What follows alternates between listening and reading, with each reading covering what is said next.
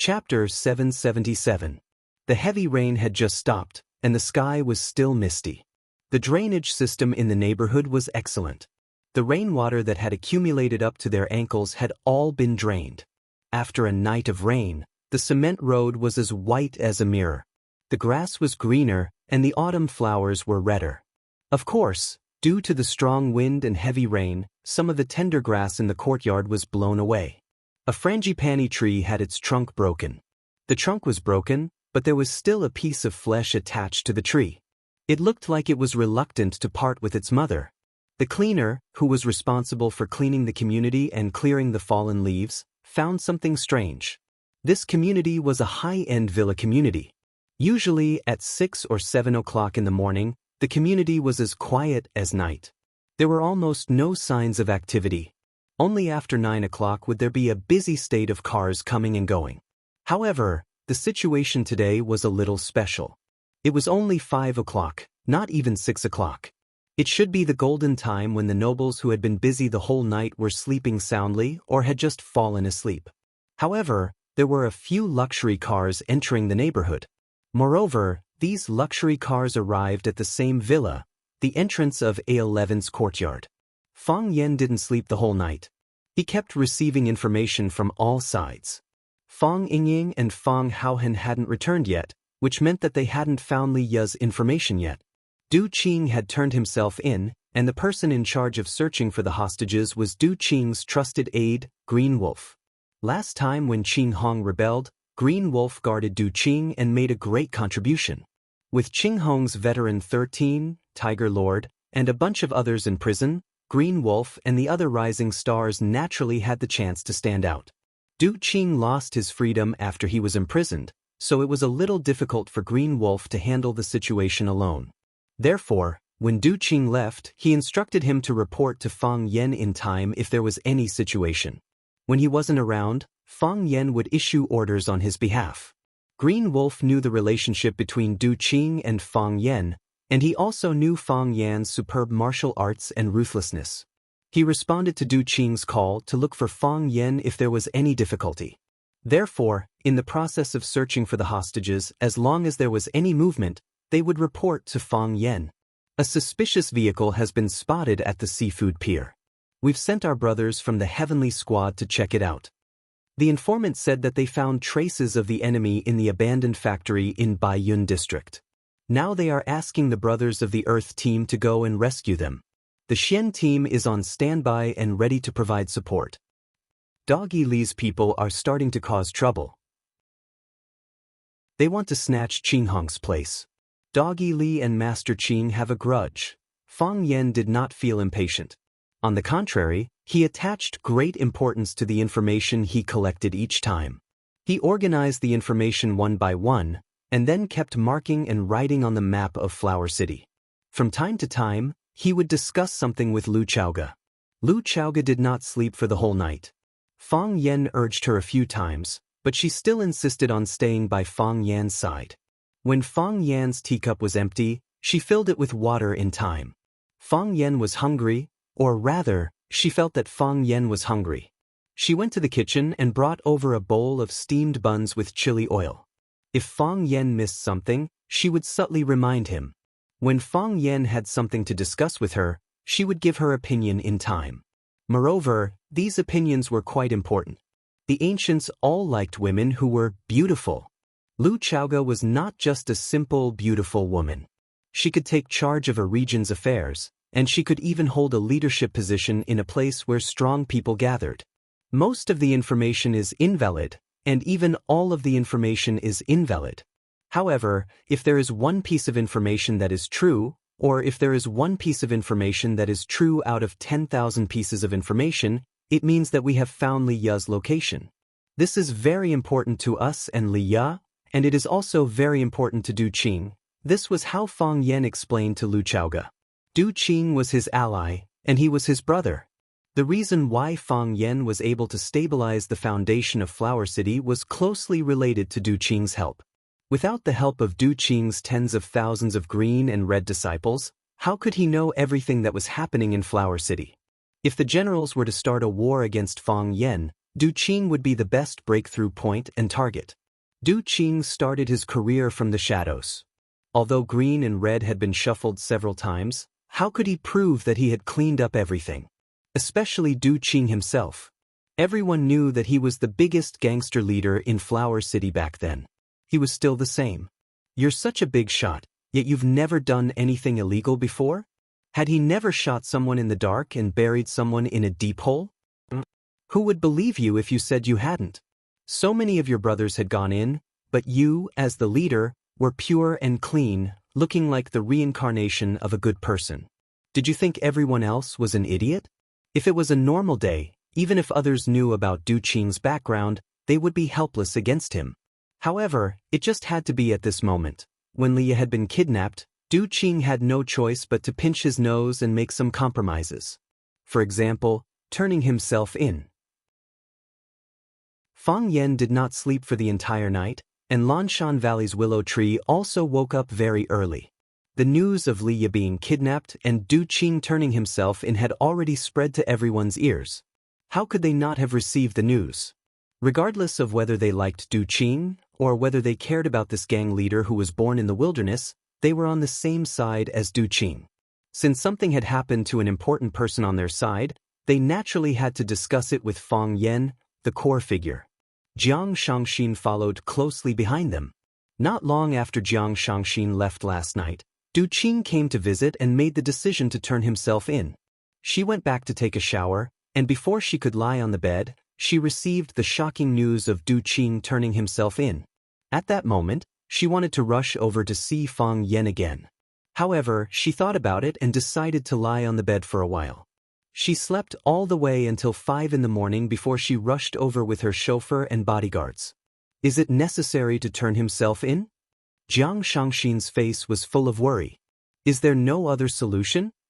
It's not that there isn't. Fang Yen scratched his head.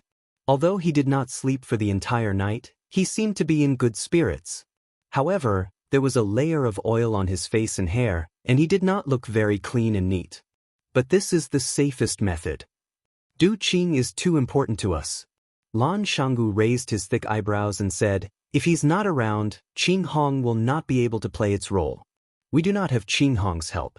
If we only rely on our own intelligence channels, we will need to spend a lot more time on many things that happen and develop. Moreover, if those people use Liya as a threat to get Du Qing to help them, they won't. Fang Yen said firmly. Du Qing won't. Lan Shanggu took a look at Fang Yen and did not say anything else. It would be a taboo to say something too explicit. You said that Du Qing might be instigated by others, but what evidence do you have? If Du Qing himself or Du Qing's people heard what you said, what kind of attitude would they have towards you in the future? However, what Lan Shanggu did not understand was why Fang Yen trusted Du Qing so much. That's strange too. Jiang Shangxin said, since they kidnapped Leah, they could totally ask Du Qing to stand on their side. Why did they send Du Qing to prison? Firstly, it's impossible for Du Qing to stand on their side. Fang Yen looked at Jiang Shangxin and explained patiently. Secondly, they won't believe Du Qing. Du Qing is our friend, they would rather destroy him than use him. That would only increase the number of variables. Therefore, after Du Qing confirmed that Leah was kidnapped, his only choice was to turn himself in, let them see it with their own eyes and believe that Du Qing would no longer participate in this war. They have always been so suspicious, Jiang Shangxin said with a face full of disdain. Everyone present knew who she was referring to by they. Others might not know the people from the Jiang family that well, but Jiang Shangxin's understanding of them was deep and ingrained. No one found it strange that this sentence came out of her mouth. Lan Shanggu nodded and said, this is going to be a tough battle. Things have just started, and we don't know how much manpower and resources the Jiang family will invest in this matter. If the entire Jiang family comes forward, we can only passively take a beating. We have been living in a remote corner and have made a small fortune these few years. But to go against a giant like the Jiang family, who have not fallen for hundreds of years, there is really no possibility of winning. But we can't just surrender, right? Lu Shu, who had been sitting in the corner of the sofa in silence, said aloud. Lan Shanggu's face was full of sarcasm as he said, I'm just analyzing the situation that we are going to face. If we are only facing the two brothers, Jiang Junling and General Xing, we can definitely fight with them. But if the entire Jiang family is mobilized with just the few of us here, what do you think our chances are? I hope that the Lu family can withstand the pressure and not run away when the time comes. Lu Shu glanced at Lan Shanggu and said, the Lu family will do what they are supposed to do, but it's hard to say if the Lan family can do what they are supposed to do. Don't tell me that the old master of the Lan family is thinking of taking back the power of the Lan family? It was a good plan. When things are going smoothly, they will follow along and take advantage. Once they are in danger, they will immediately jump out and cut off all ties with their own grandson to preserve their strength. Lan Shanggu stared at Lu Shu with a dark and fierce gaze and said in a hoarse voice, Lu Shu, I know that you are willing to be a mad dog, but there is no need to bite anyone you see, right? Chapter 778. Mad Dog. Lu Shu touched the wolf mask on his face. Ever since his face was cut, he was never willing to show his injured face to others. Whenever he went out, he would wear a sinister wolf mask on his face. Today was no exception. Normal people can tell that I'm just doubting them. It's not like the Lan clan hasn't done such things before. Normal people know that I left the Lan clan long ago to start my own business, Lan Shanggu said with a stern look. That's right. Because of the success of your business, your family's old man rewarded you with all the shares of the Longtu group. Even though Lu Shu's face was covered by the wolf mask, everyone present could still feel the strong sense of ridicule in his words. None of us here are stupid. Can you stop playing those little tricks of yours? Lan Shanggu grinned and said, Then what do you think we should do? Du Qing has already been crippled. The war has just started and we've already suffered heavy losses. However, this time, whether we're facing a person or a clan, we need to give it our all and not have any wishful thinking. If the few of us here can't work together, we might be defeated by them one by one. By then, we won't have any chance. Do you think that as long as we give it our all, we will have a chance to win? Jiang Shangxin looked at Lu Shu and asked. Perhaps it was because he was wearing that strange mask, or perhaps it was because of his personality. This man had a sinister and sly aura. It made people feel a chill down their spines. If it wasn't for Fang Yan, Jiang Shangxin really wouldn't be willing to sit together with such a weirdo and chat. No, Lu Shu said without hesitation. Then why do you still want us to fight with them?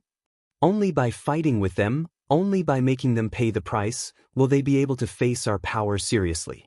Only then will we be able to make them feel fear and self-doubt about their own actions. It's normal for them to annihilate our clan, but in their minds, it's naturally something that's convenient and doesn't need to go to war. However, if they encounter intense attacks every time they make a move, and the price they pay is getting bigger and bigger, then they have no choice but to be cautious. If they force it, it will only give opportunities to their competitors. But have you ever thought that if the Jiang family were to face fierce resistance, it would only stimulate their ferocity? I know the Jiang family, they care too much about their face. As long as they took action, they would not rest until one of them was dead. No matter how great the price they had to crush their opponents. Otherwise, they would become the laughingstock of others. They would never do such a thing. What's the difference? Lu Shu's gaze swept past Jiang Shangxin. He looked at Fang Yan and said, since they have already made their move, they will definitely not stop until they kill us. Since this is the case, do we have a better choice? Lan Shanggu looked at the willow tree and said with a smile, so your Lu clan is going to fight to the death with the Jiang clan? That depends on your attitude towards this matter. Lu Shu's voice was cold as he said, if you fight against the Jiang family with all your strength, the Lu clan will definitely not stay out of this. If you only bring out the strength of one person, the Lu clan will definitely not risk their entire clan's strength to fight to the death with others. When the Lu clan is dead or crippled, you will rise again and cling onto the thighs of the Jiang family. The Lu clan will definitely not do such a thing. If we die, we die together. If we live together. If you can cling onto the thighs of the Jiang family, the Lu clan can do the same. The few people present were all trusted subordinates of Fang Yan in Huaqing. Before the battle began, these people had already started arguing.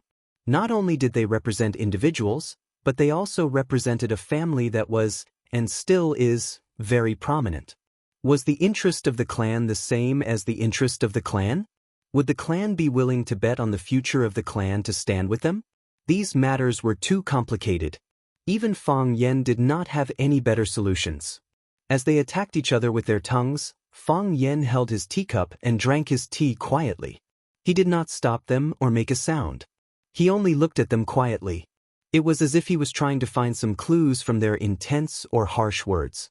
It was only when he heard the willow tree say, "If we die together. If we live together," that Fang Yen finally snapped out of his dazed state. Fang Yen looked at the willow tree, then looked at Lan Shanggu and Jiang Shangxin, who were sitting at the side. He smiled and said, "If we are to live, we will naturally live together. However, if we are to die, I hope that I will die alone." "Young master, don't say such things," Lan Shanggu hurriedly stopped him. "We are all comrades on the same boat. If the boat is sunk, who can survive?" "I don't mean that," the willow tree also explained. "I just hope that everyone can be tied together and not be separated by others. My life was saved by you."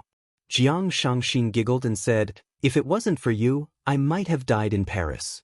"Don't be angry with me, Sister Lu. My life is yours, you can take it any time you want." Jiang Shangxin chuckled. "I'm not angry." Lu Chaoga looked at Jiang Shangxin and said, "Mine too."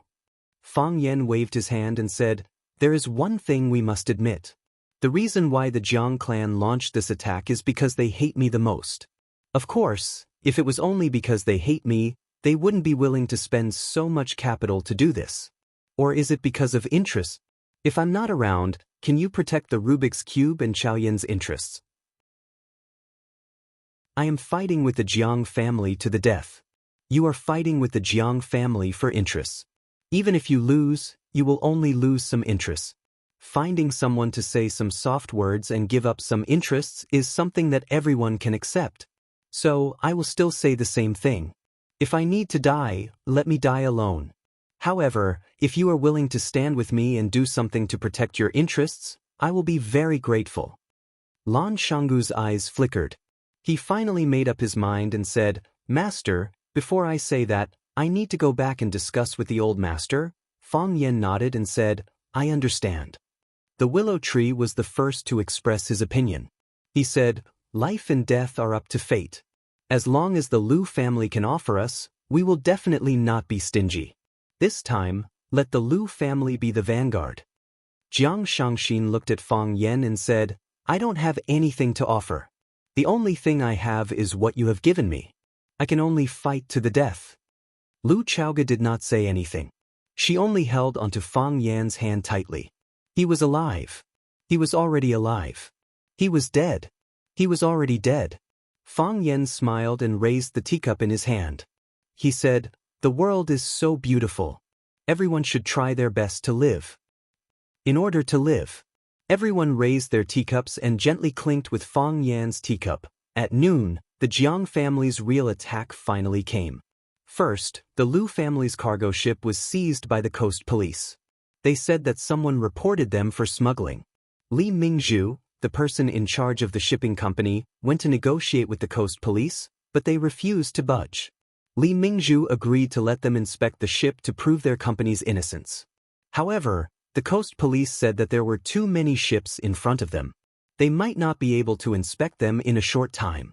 One had to know that there was a delivery date for cargo ships. If they could not deliver the goods within the specified time, they would have to pay a large sum of compensation. They seized more than 100 cargo ships and more than 10,000 containers of the Lu family. They almost seized the entire shipping company that the Lu family controlled. Not to mention the large sum of compensation that the Lu family had to pay to their customers if they could not deliver the goods within the specified time. Just the daily losses of the shipping company was already an astronomical figure. The Lu family started off by shipping and shipping. They started from this link and caused the collapse of the entire industry chain. As long as they did not let go, the Lu family would not be able to deliver the goods. If they did not deliver the goods, they would have to pay double the compensation. More importantly, all the customers would understand that there was no guarantee of safety when working with the Lu family. In the future, which company would be willing to work with the Lu family and ask them to transport goods?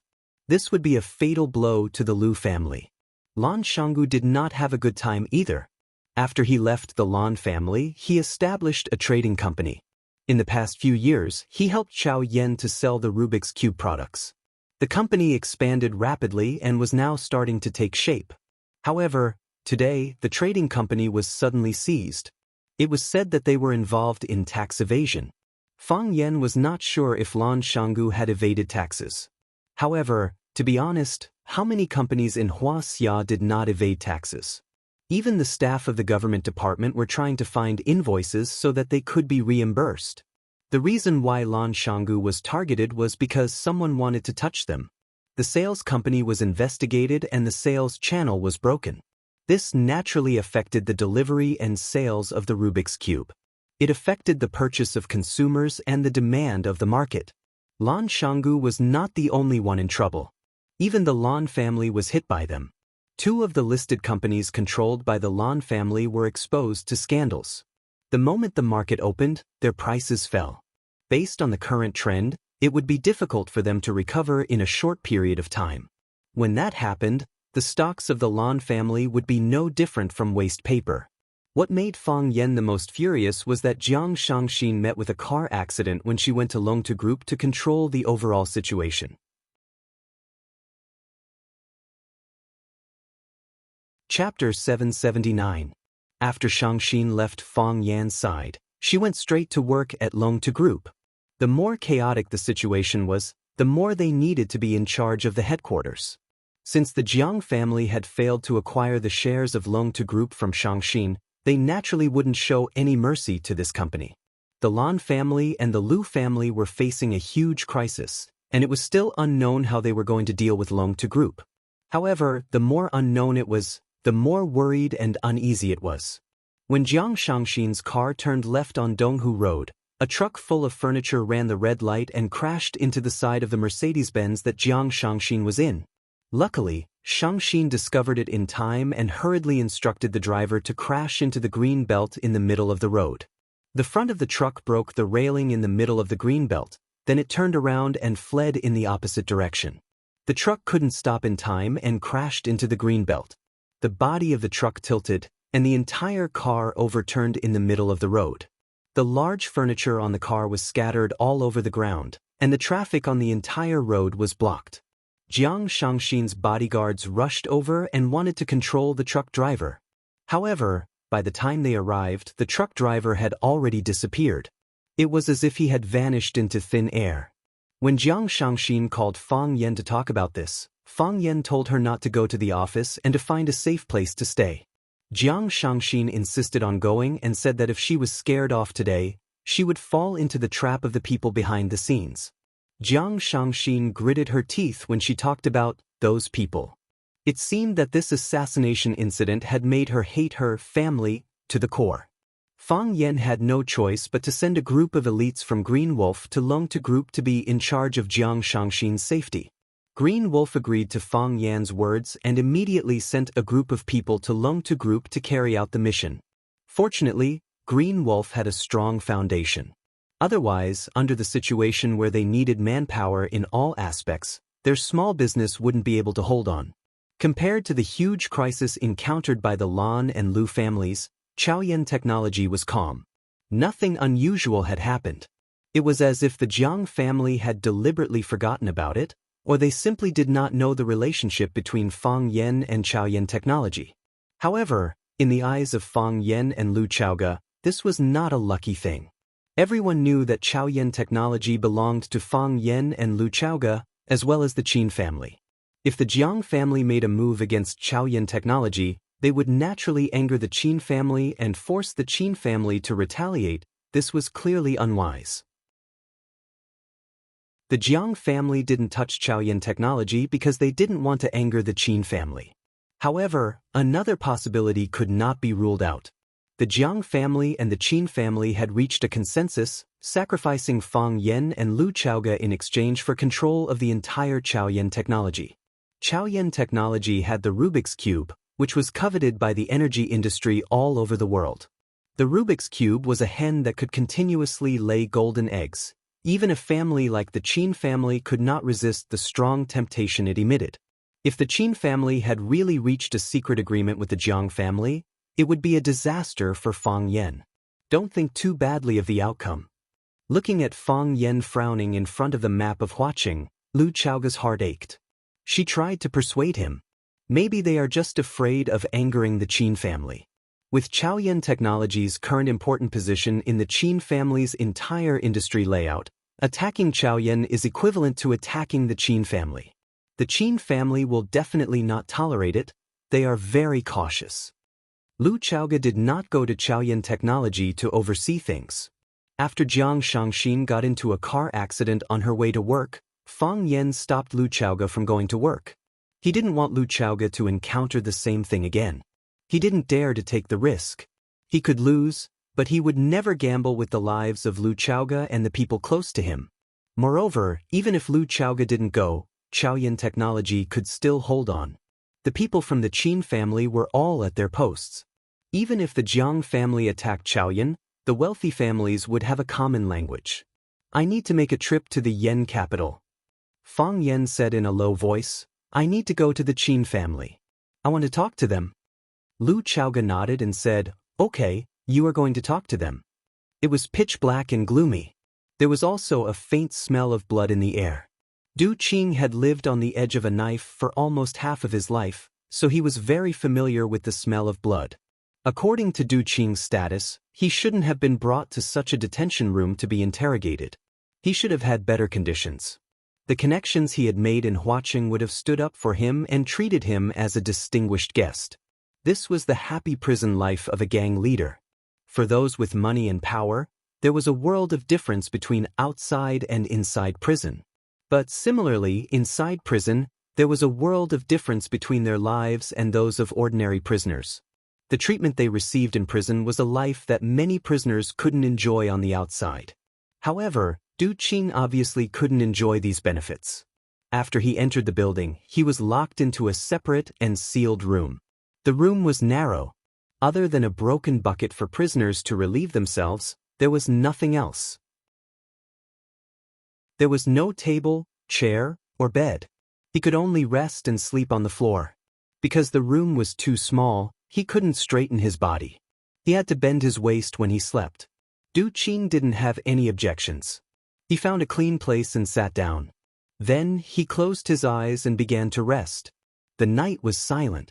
No one came to disturb him. After dawn, he was brought to this slightly larger interrogation room. Du Qing knew that the show had begun. When he was still a lackey, he would occasionally be arrested and locked up for a few days. Now that he thought about it, how many years had it been since he came to this kind of place? 10 years? Or 20 years? What a distant memory. Clang! The iron door of the interrogation room was pushed open. A thin man wearing glasses walked in. 2 tall men in uniform followed behind. After they came in, the iron door behind them closed with a clang. The man with glasses stood in front of Du Qing and looked down at him. He smiled and said, Boss Du, long time no see. You're still as elegant as ever. Du Qing glanced at the man with glasses and said in a deep voice, How can a down-and-out prisoner be called a boss? Captain Wang, don't make fun of me. Boss Du is too modest. Who doesn't know that you're the underground king of Huaqing? You can summon tens of thousands of underlings to work for you with a stomp of your foot. Every day, you make a lot of money. Who doesn't give you some face? Wang Dequan adjusted the glasses on the bridge of his nose and said jokingly, I don't get it. I really don't get it. The mighty Boss Du came to the police station to turn himself in, and even fell into my hands. Boss Du, do you still remember our friendship in the past? I remember. Du Qing nodded. Back then, you came to my place to collect protection fees. My brothers lifted you up and threw you out. Du Qing, you didn't think that you would end up like this, did you? Wang Dequan said coldly with a dark look in his eyes. Why wouldn't I? Du Qing smiled lightly. In our line of work, we can be killed by a bullet at any time. Being cut off or having our head blown off, what kind of ending haven't I thought about?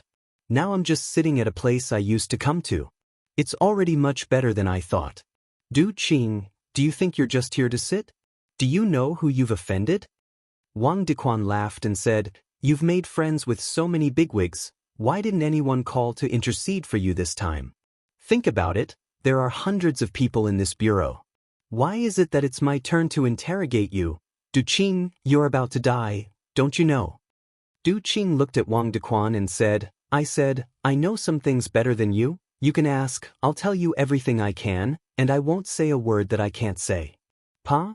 Wang Dequan threw a file in his hand on the iron table in front of Du Qing and said, Du Qing, this is the record of your surrender. Think about it, did you miss anything? Du Qing didn't touch the documents and said, I've said everything that should be said. Think about it again. Wang Dequan took out a cigarette from his pocket and lit it up, saying, Think about it carefully.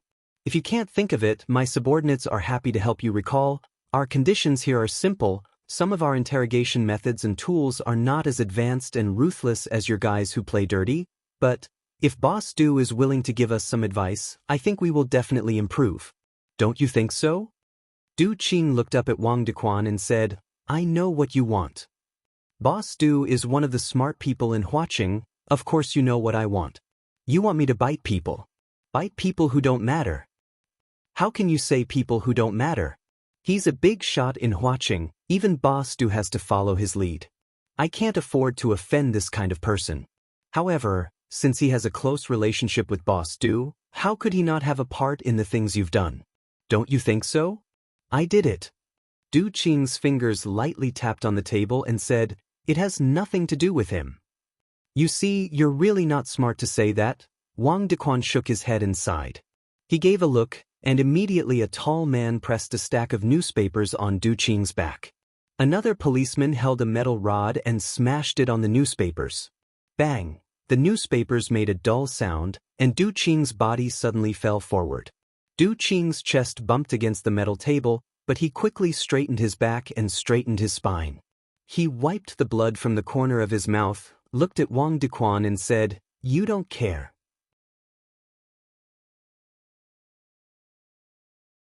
Chapter 780. Fastidious. Wang Dequan looked at Du Qing and laughed. When Du Qing was punished, there was a sense of pleasure in his heart. When he was still a small policeman, Du Qing was high up and didn't put them in his eyes at all. He went to his place to collect some protection fee. Oh no, management fee. Du Qing actually dared to order his underlings to carry him out and throw him on the street. As time went by and his position rose, it was harder for him to let go of that incident. That incident was like a fishbone, deeply stuck in his throat, unable to get out or go down. Du Qing, he was just a gangster leader, how dare he treat him like this? He had held grudges for many years and waited for many years. If Du Qing hadn't voluntarily surrendered himself, if someone hadn't wanted to trample him to death, he would never have exposed his dissatisfaction with Du Qing. After all, he was now a famous business tycoon.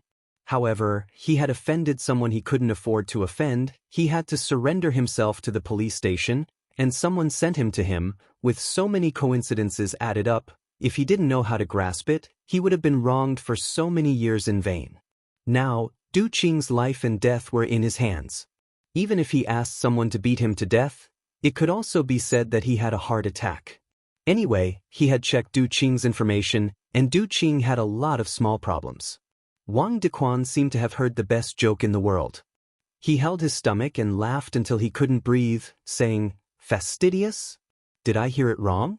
A gangster leader told me that I'm not fastidious? What is this? It's like a murderer telling us, you don't respect the law. Haha, Du Qing, are you confused? Such words, how can you have the nerve to say it? You're not fastidious. Du Qing didn't laugh. His forehead was dripping with blood, and the blood slid down his cheeks, giving him a kind of mournful and sinister temperament. You weren't fastidious back then, and you're still not fastidious now. Du Qing looked at Wang Dequan and said, Do you know why I asked someone to throw you out? When others came over, I would give them good cigarettes and wine, and I would not miss a cent. But you're different from them. You're not fastidious, and you directly doubled the money we should pay. You broke the rules. If I had promised you that time, you would soon have quadrupled it, 8-fold, 16-fold, until we could not afford it. Gangsters are people too. They need to look after the place, wash the dishes, and serve the customers to earn money. If you take away so much, how are they supposed to live? What happened back then is already in the past. I'm talking about the present. As the saying goes, you can see the old from 3 years old. You haven't changed much from how you were back then. Du Qing's lips curled into a smile as if he was mocking Wang Dequan for not growing up. You're not at all particular now.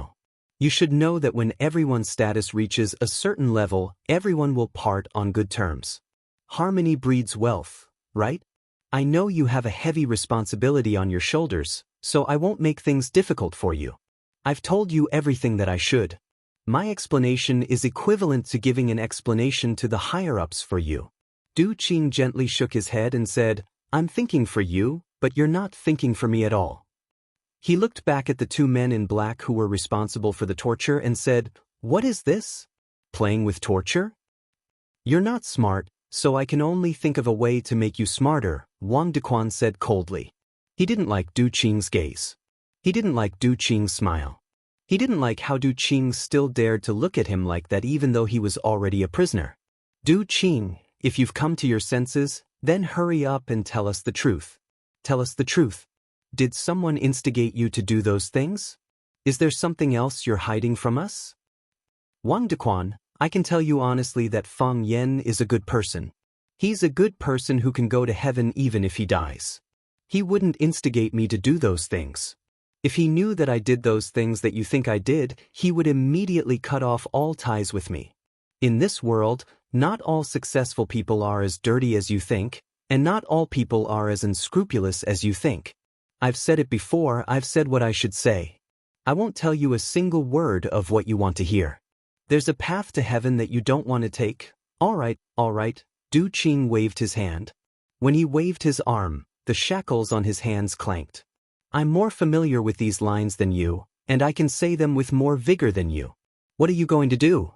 Hurry up and start. You've got guts and loyalty. Wang Dequan clapped his hands and laughed. Soon, his expression became as gloomy as iron. He shouted, Loosen his bones, let him sober up. Bang! Another iron rod hit Du Qing's back. No, it was the discarded newspapers that were padded on his back. Bang, bang, bang. The rod hit him again and again. With each hit, Du Qing's body staggered and fell forward. The rib cage in his chest hit the metal table and made a puss sound. Soon, he straightened his back and sat up. After dozens of strikes, Du Qing's reaction speed became slower and slower, and it took him longer and longer to get up. However, every time the iron rod hit him down, he would sit up straight again with his head held high and chest puffed out. Previously, he only vomited blood from his mouth, but now his nose and eyes were bleeding. His internal organs were severely injured, and the bones in the back of his body were about to break. This was a special torture method that would break the bones and internal organs inside but leave no visible external wounds. Du Qing knew that he could really be beaten to death by them. Bang! Another rod hit him from behind. Du Qing's head laid on the table in front of him, not moving for a long time. Wang Dequan walked to the front of Du Qing and grabbed his hair to pull his head up. Looking at his bloody and wretched appearance, Wang Dequan coldly said, Du Qing, you should already know the current situation, right? Someone wants you dead and I don't want you to live. Say it, and I'll give you relief. The dignified boss of Qing Hong has to bear such humiliation, even I can't bear it. Du Qing, say it, and I'll give you dignity. Live or die, I'll give you dignity. Wang Dequan, Du Qing opened his heavy eyelids, looked at the fierce man in front of him, and said, You're not particular. Yes, I'm not particular, Wang Dequan didn't deny it. If you're not particular, then I'm also not particular, Du Qing said. Do you know who I am? You're Du Qing, the famous leader of hoodlums in Huaqing. Yes, I'm Du Qing, the famous leader of hoodlums in Huaqing. Tell me, if I die in your hands, what will you do? Wang Dequan smirked coldly and said, Du Qing, what? Are you revealing your true intentions? Are you threatening me? Why don't you think you're a dying man? What right do you have to threaten me? Wang Dequan, do you know? Although I, Du Qing, have countless women, I've never been single, I know you're a playboy. Men like you who have done too many bad things are afraid that your son won't have an asshole. I don't have a wife or son, so I don't have any scruples. Wang Dequan, you do. You're different from me. What do you mean? Wang Dequan's expression froze and asked in a low voice. You're not particular, so I can also be very particular with people who are not particular. Wang Dequan, I believe you, I might die here. But have you ever thought I, Du Qing, have tens of thousands of disciples? Can you capture them one by one? Kill them one by one? If you can't capture them all, you can't clean them up. As long as one escapes the net, they'll find your family, your wife and children. Wang Dequan, no one has ever said this to you before, right? To be honest, although I'm a leader of hoodlums, I believe that one should be particular when doing things. I believe that everyone should take responsibility for their own mistakes, not their wives and children. That's why I've never said this to anyone else. I think it's unstylish and embarrassing. But today, Du Qing coughed violently. He covered his mouth with his hand, and his palm was filled with fresh blood.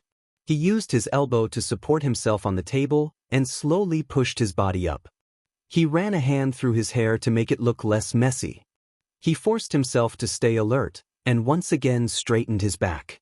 His checkered waistcoat was clean and neat, giving off a sense of elegance. His black suit and black trench coat were stained with blood, but he still gave off a gentlemanly feeling. He looked at Wang Dequan, his voice hoarse but unyielding. Today, I'll make an exception. Wang Dequan, I, Du Qing, reserve your wife and children. You're threatening me, you. Du Qing no longer looked at Wang Dequan, but turned to look at the two tall men, saying, You've worked hard, I don't dare to trouble the two of you. Take a break, I'll do it myself. The two tall men looked at Du Qing's calm and cold expression, and couldn't help but take a step back. At this time, Du Qing had an intimidating aura. Like a vicious tiger, even if it was heavily injured, it wouldn't allow those chickens and dogs to invade it. Thank you. Seeing the two tall men step back, Du Qing grinned at them. Then he slammed his head on the iron table in front of him. Clang, clang, clang.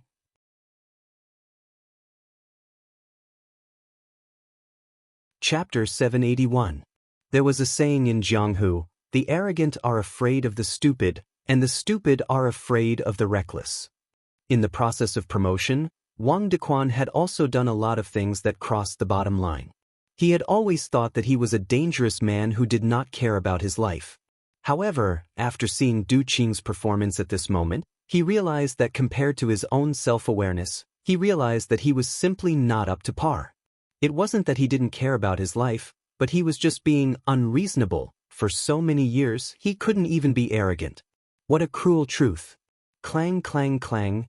Du Qing was still banging against the wall with all his might, as if he wanted to smash his head. He wanted to kill himself in front of Wang Dequan. His forehead was dripping with blood.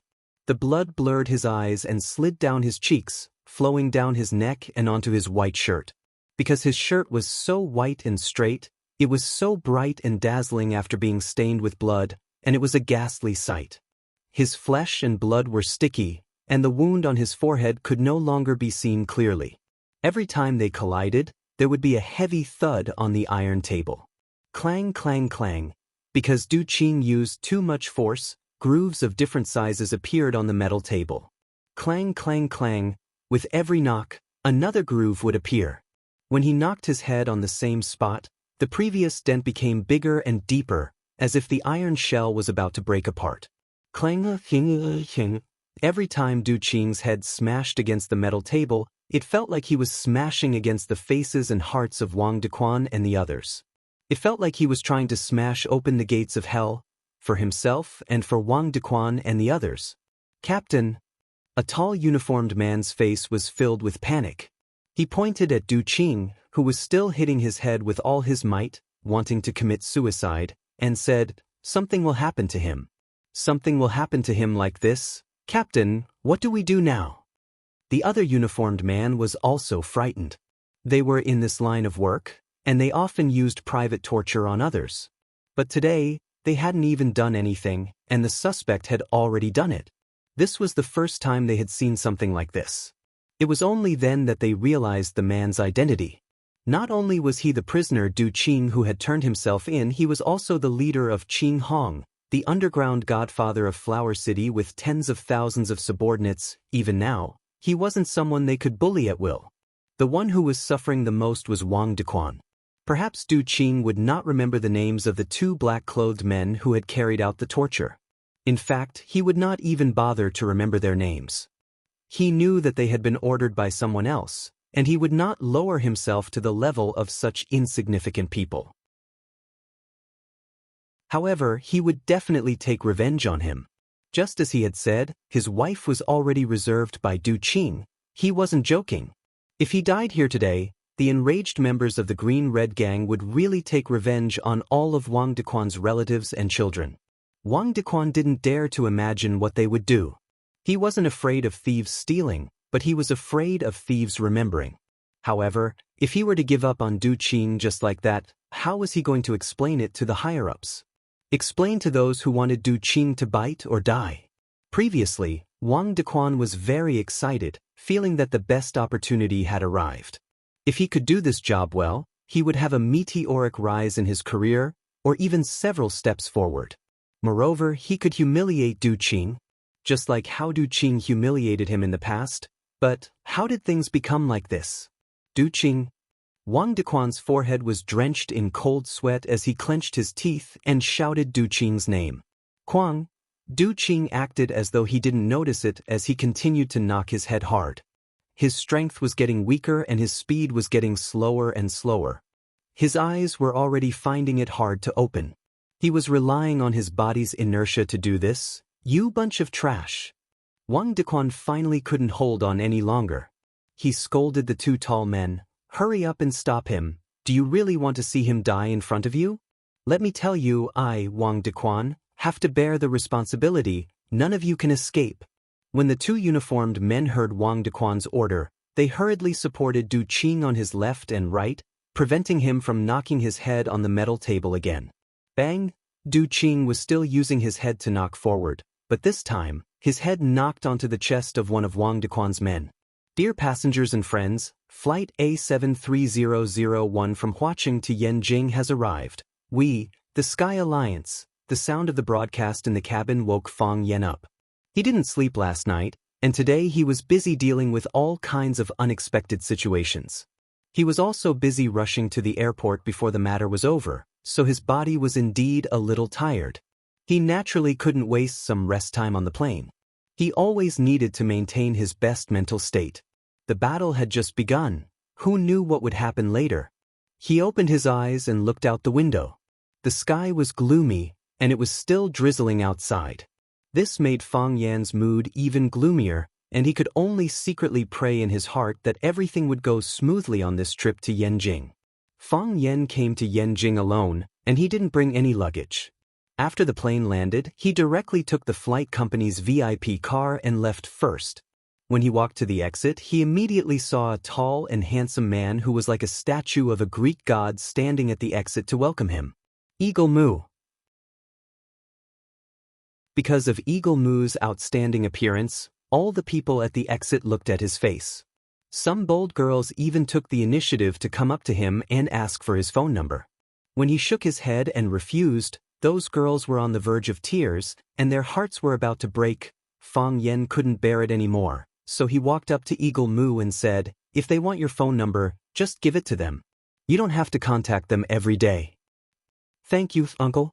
Seeing that someone had spoken up for them, the two girls who came to ask for Eagle Moo's phone number bowed and thanked Fang Yan together. "Uncle?" The flesh on Fang Yan's face twitched, and he regretted being a busybody. "You've arrived." Eagle Moo looked at Fang Yan with a smile and said, "This kind of thing always happens. If I give my phone number to everyone who asks for it, my number will become a public phone." This time, it was even more serious. Fang Yan planned to have a good talk with Qin Tian. If he wanted to send someone to pick him up at the airport next time, could he not send a guy like Eagle Moo? When he stood with Eagle Moo, People would always suspect that he was the one carrying the bags. As an outstanding protagonist, Fang Yan couldn't stand this kind of treatment. Qin Etienne's actions were always so noble and extraordinary, as if she never wanted to hide her wealth. She didn't have the awareness of being a heroine at all. If you don't hide your identity, if you don't hide your wealth, how can anyone bully you? If no one bullies you, how can the male protagonist save the damsel in distress? How can he act cool and slap her in the face? Behind Eagle Moo were 4 tall men in black. They looked cool and professional, like bodyguards from a big family. There was a long Rolls-Royce parked at the entrance, and Fang Yan recognized it as Qin Etienne's car. Qin Etienne sent his own car to pick him up. Eagle Moo personally opened the car door for Fang Yan, and after Fang Yan got in, he opened the door from the other side and got in. He sat next to Fang Yan and said, "It's really late today, and Miss can't make arrangements. You should rest well. Tomorrow morning, she will personally pick you up and take you to see the person you want to see." Fang Yan nodded. This was the benefit of hanging out with smart people. You didn't need to think about anything, and others would do it for you. You just needed to follow her arrangements, and every step of the way wouldn't make you feel uncomfortable or disappointed. Tuning this girl? How did she look like this? Fang Yan looked at Eagle Moo and asked, "How's Tian recently?" Eagle Moo grinned and said, "Did you hear some rumors, so you want to get an answer from me?" "I heard some bad rumors," Fang Yan said embarrassedly. He knew that these people were all shrewd people. Trying to pry information from them was a form of disrespect in the first place. Some people said that the Jiang family and the Qin family are working together, so I'm a little worried. I understand what you're worried about. But I can't tell you this, Eagle Moo said with a smile. I'm a member of the Qin family, and I support everything the Qin family does. Even if I don't support it, I won't oppose it. Whatever answer the Qin family gives you, that's the answer I can give you. So, before the Qin family gives you an answer, I can't give you any information. You're really... Fang Yan smiled bitterly. A good dog? No, a good person, Fang Yan praised. I have brothers like that with me, and one of them turned himself in for me. I understand his situation, and I know what he's going to face. However, I didn't stop him from doing it. But because he's my brother? Fang Yan said with a smile, what he did for me is what I'm willing to do for him. I really envy your relationship. Eagle Moo chuckled. Miss wouldn't say something like that to me. What would Miss say to you? She said, Eagle Moo, you're too good-looking and Fang Yan won't like you. Why don't you go for plastic surgery and make yourself uglier? That way, when I marry Fang Yan, you can still serve me.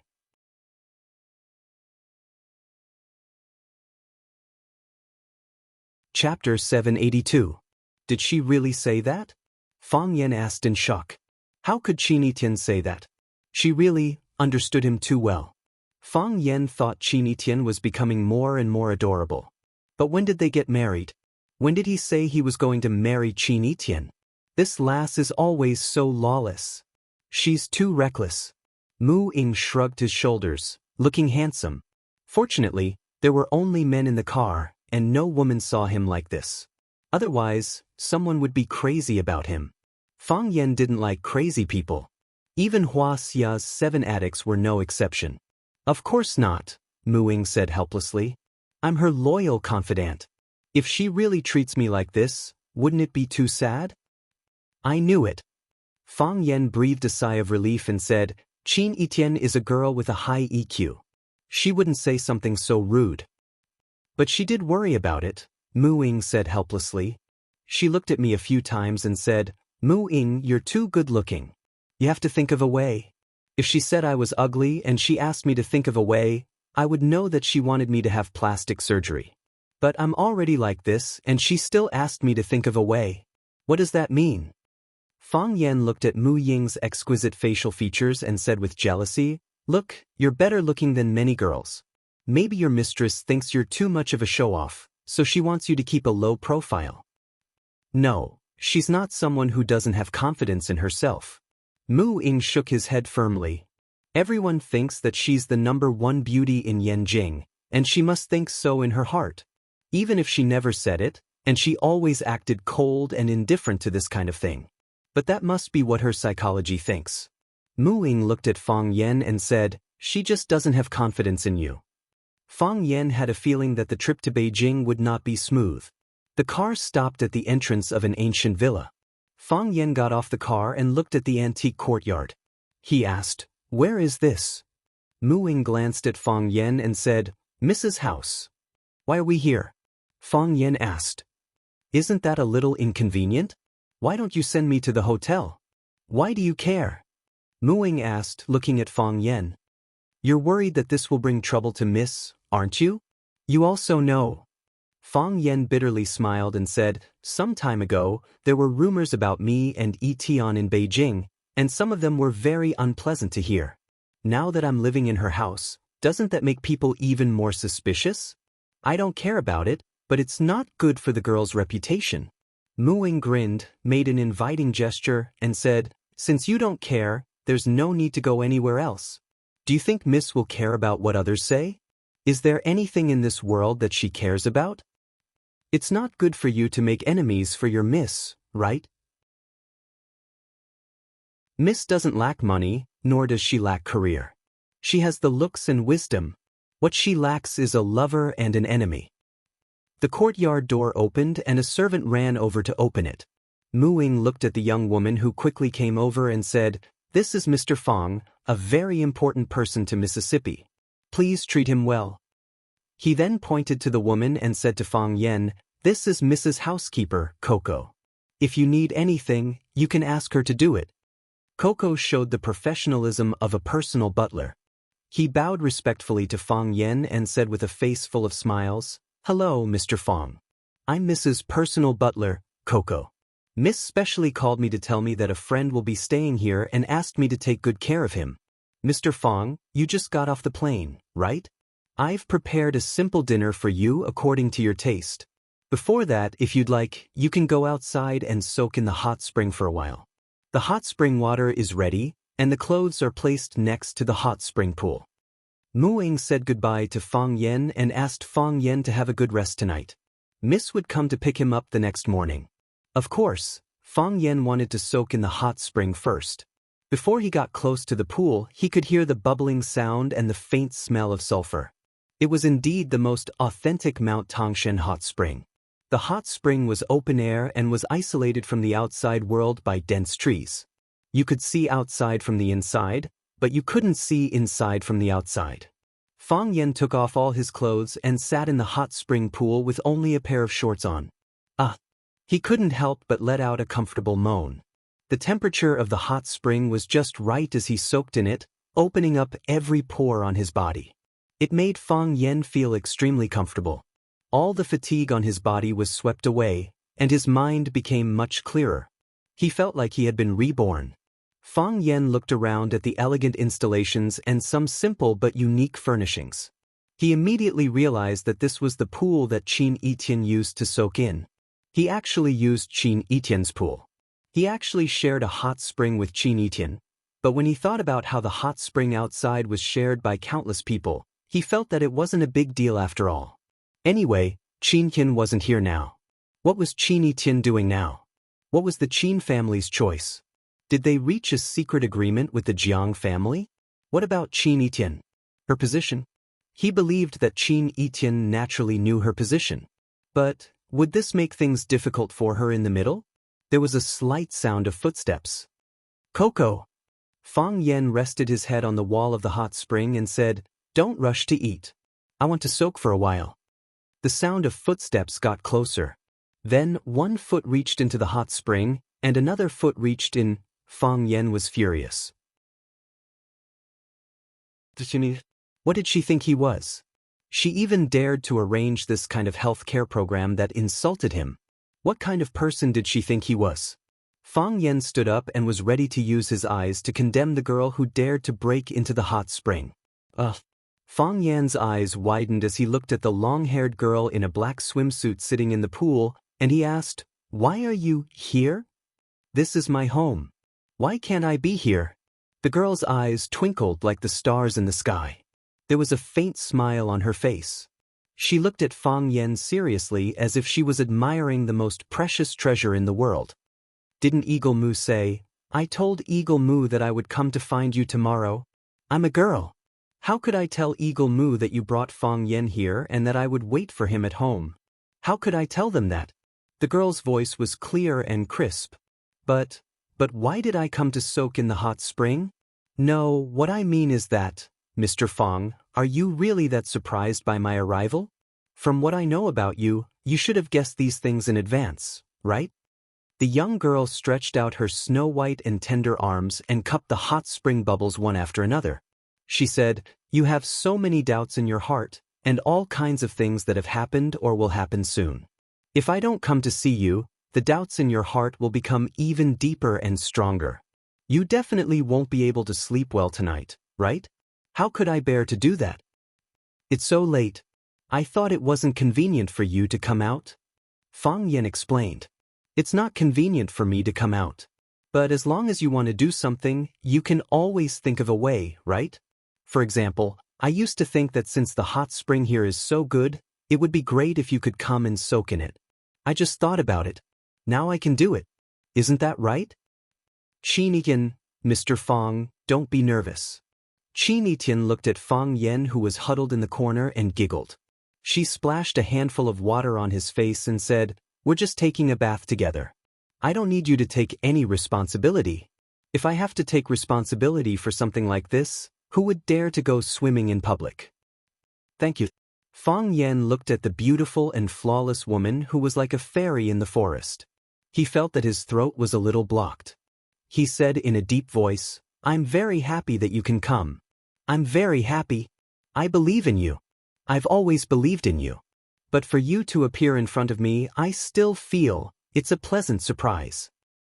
"Of course," Qin said as if it was a matter of course. "I'm the most beautiful woman in Yanjing. Not every man has the opportunity to soak in the hot spring with me. This is my bath. I designed it myself. Since it was built, I'm the only one who has soaked in it. Now there's one more person, and it's a man. Fortunately, I don't hate this man. It's my honor. I'll definitely enjoy it," Fang Yan said with a smile. "When I soaked my body in just now, I felt that the pressure that I've endured these days was swept away. It seems that you can sleep well tonight," Qin said with a smile. Fang Yan looked at Qin and asked, "Who am I going to see tomorrow?" "Of course, the person who has the most ability to help you." "Is her attitude the same as yours?" Qin shook his head. "She wants to maintain cooperation with the Jiang family?" Fang Yan's heart began to sink. For a long time, he and Lu Chaoga's backer was the woman who controlled the Qin family. If she also wanted to maintain cooperation with the Jiang family, then their days would really be difficult. "No, I don't understand her." Qin looked at Fang Yan and said.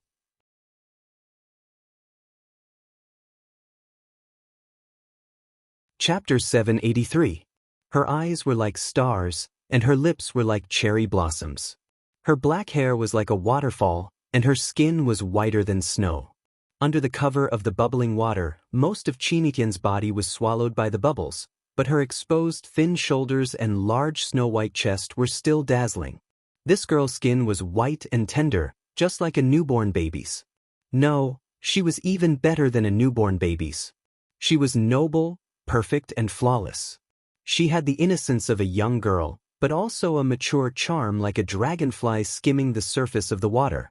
She was like a red plum tree in the middle of a snowstorm, like a lotus petal on a white dress, perfectly embellished. Fang Yan hadn't seen Qin for a while.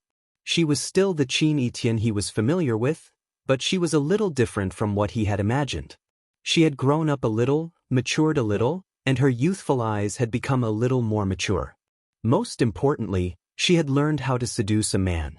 Of course, perhaps she didn't even realize that she was doing such a thing. However, a 16-year-old beautiful girl showing her devilish figure in front of a man, even if it was only a small part, was still breathtakingly beautiful.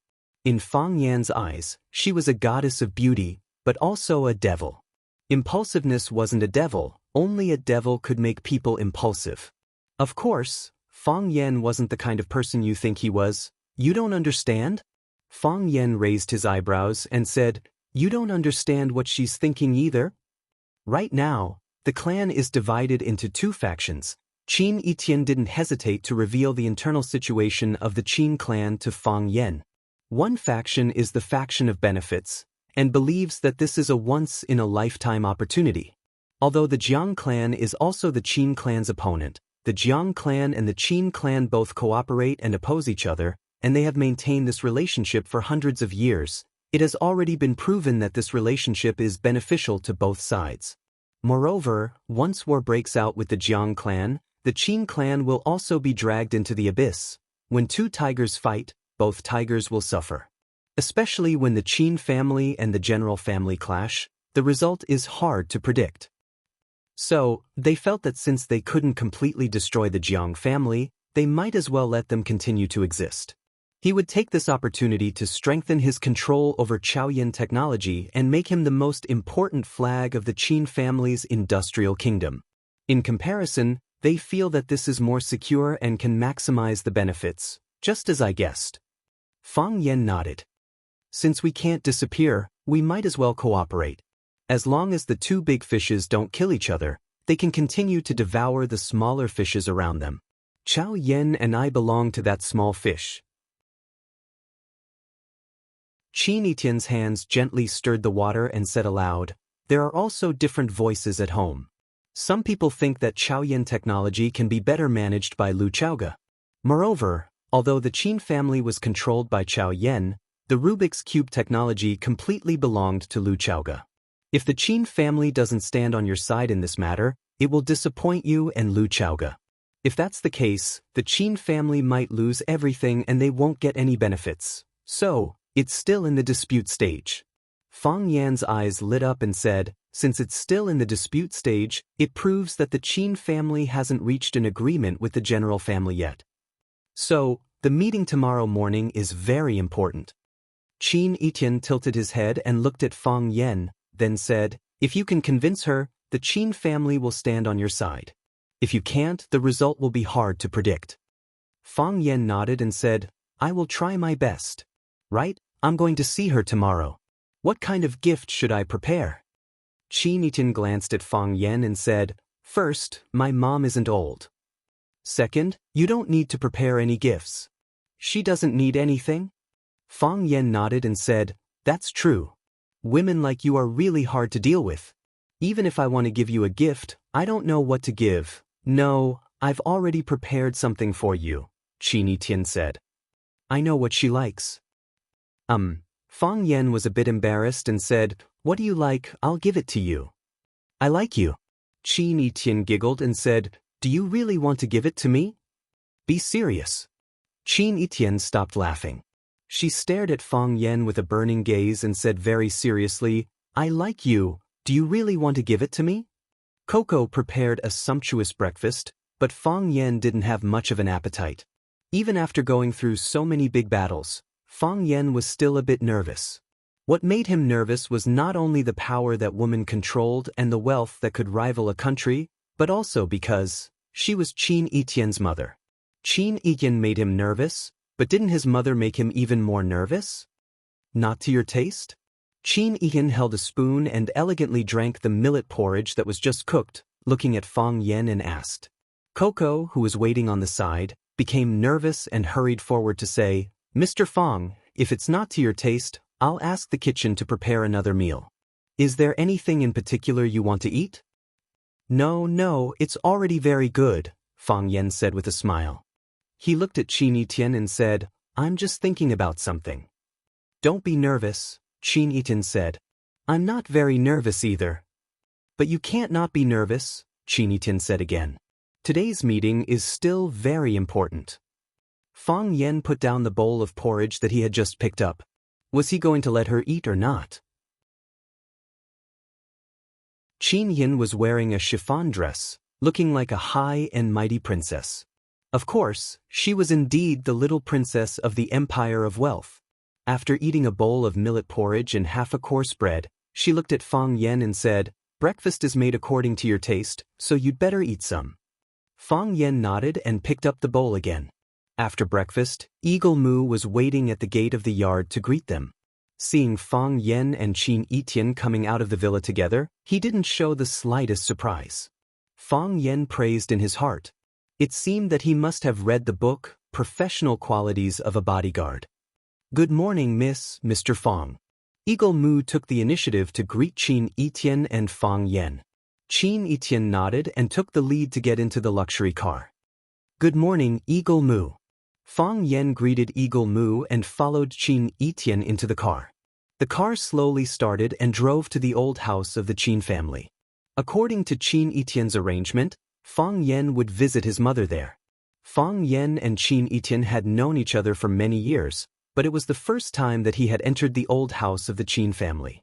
Seeing the vast mansion on the hillside, Fang Yen couldn't help but have a clearer understanding of the rich and powerful. Turning half of the mountain into one's own backyard was not something that could be done with money, right? The car drove directly into the gate and then drove to a small building on the east side. While Fang Yen was looking at the layout of the garden in the yard, Qin Yitian explained, "My mother usually lives in that small building." Fang Yen looked at the small white building. She lived in the easternmost part of the whole garden. East, south, east, west, and east were the most important. Under the warm sunlight, the small white building emitted a milky white halo. The car stopped at the door of the small building. Men and women in servants' uniforms came in and out. They moved quickly, but they didn't make any sound. Eagle Moo got out of the car and helped open the door. Fang Yen got out, and then Qin Yitian got out. Qin Yitian looked up at the balcony on the second floor of the small building and said to Fang Yen, "Come with me." Then he said to Eagle Moo, "Bring up the gifts that Fang Yen brought." Eagle Moo smiled and agreed. He followed Qin Yitian upstairs with two bodyguards in black holding several big boxes. In the middle of the living room on the second floor, a woman in a purple dress was sitting. The decoration of the living room was magnificent, but when the woman was in the golden room, she was the most dazzling color. "There is Mount Wu in Badong, and the beautiful face of a goddess." This sentence immediately came to Fang Yan's mind when he first saw the woman. This was a kind of pure beauty, domineering beauty, beauty with heavy makeup, beauty without any disguise. At the first sight of her, one would think that she was breathtakingly beautiful. The woman was looking down at the documents in her hands. The coffee on the table emitted a strong aroma. A big black cat was lying on the windowsill and basking in the sun. When it saw a stranger coming in, it squinted and turned around. The woman, the cat, the steaming coffee, the furnishings in the room, and the butterfly orchids on the balcony, it was like a harmonious and beautiful picture. The woman finally finished reading the documents in her hands. She closed the documents and took off the silver-rimmed glasses on the bridge of her nose. She looked at Qin Yitian and Fang Yen and said, "Sit down. This is a gift from Fang Yen to you." Qin Yitian pointed at the gift boxes in Eagle Moo's arms and said, "It must be something I like very much, right?" The woman's voice was gentle, but it had a power that was hard to ignore. "It should be." Qin Yitian smiled and nodded. The woman looked at Fang Yen and said with a smile, "Thank you for your kindness." "You're welcome. It's what I should do," Fang Yen said shamelessly. "Then, what do you think you should call me?" The woman took a sip of coffee and looked at Fang Yen.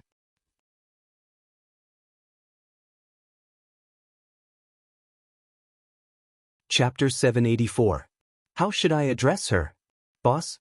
Too unskilled. Call her aunt? That sounds too old. Call her aunt? That still sounds too old. Call her sister? Then where should I put Qin Yitian? Fang Yen looked at Qin Yitian for help, wanting her to give him some reminders. Qin Yitian acted as if she didn't see Fang Yan's eyes. She sat next to her mother, picked up the coffee pot, and poured herself a cup of coffee. The color of the coffee was black, and the aroma filled the air. Qin Yitian's figure was shrouded in smoke, quickly becoming unreal. "Teacher," Fang Yen said aloud. Qin Yitian spat out the coffee she just drank, then calmly took out a napkin to wipe the corner of her mouth. This girl had an elegance and calmness that didn't match her age. This wasn't a child carefully cultivated by a noble family, but rather something that came from the bones. She was very much like her mother.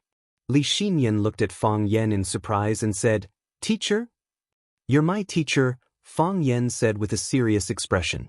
"You're a senior in the field of business, a role model for our lives. There are many things I need to learn from you." Li Xinyan stirred the coffee in the cup with a beautiful steel spoon, casually looked at Fang Yen, and said, "Is our relationship only limited to that of teacher and student?" Fang Yen squinted her eyes and smiled, then said, "The relationship between teacher and student is not simple. Our Wuxia has an old saying, a teacher for a day, a father for life. Our teacher is like half a parent to us. People at that time already knew how to respect their teacher, but are people now not as polite as the ancients?" "You mean?" Li Xinyan picked up the coffee cup and took a sip, then said, "I'm half a mother to you?" "You could say that." Fang Yen nodded. "Of course, you're too young. You look like Yi Tian's sister, plus, I was a teacher myself, so I have a special feeling for the profession. Whenever someone calls me Mr. Fang, I feel that it's my happiest moment." Li Xinyan glanced at Qin Yitian and said, "Yitian, I want to have a private conversation with Fang Yen." Qin Yitian nodded and stood up with the coffee cup in his hand. "I'm going downstairs to look at the pigeons." With that, she turned and walked out of the door. After Qin Yitian left, Li Xinyan looked at Fang Yen and said, "Teacher, a teacher for a day, a father for life, I quite like this title." "Thank you." Fang Yen nodded and said, "There's an old saying in Wuxia, a son-in-law has half a son. Fang Yen, you've been a teacher before, so you should be familiar with this saying, right?" "I'm not a stranger." Fang Yan's expression became solemn. After Qin Yitian left, it meant that the negotiation between him and Li Xinyan had entered the real stage. But what profound meaning did she have when she said that? "Fang Yen, why should I help you?" Li Xinyan looked at Fang Yen and suddenly changed the topic. "Why should I help you?" This was a very simple question, but it was also a very difficult one. Fang Yen and the Qin family were comrades and partners.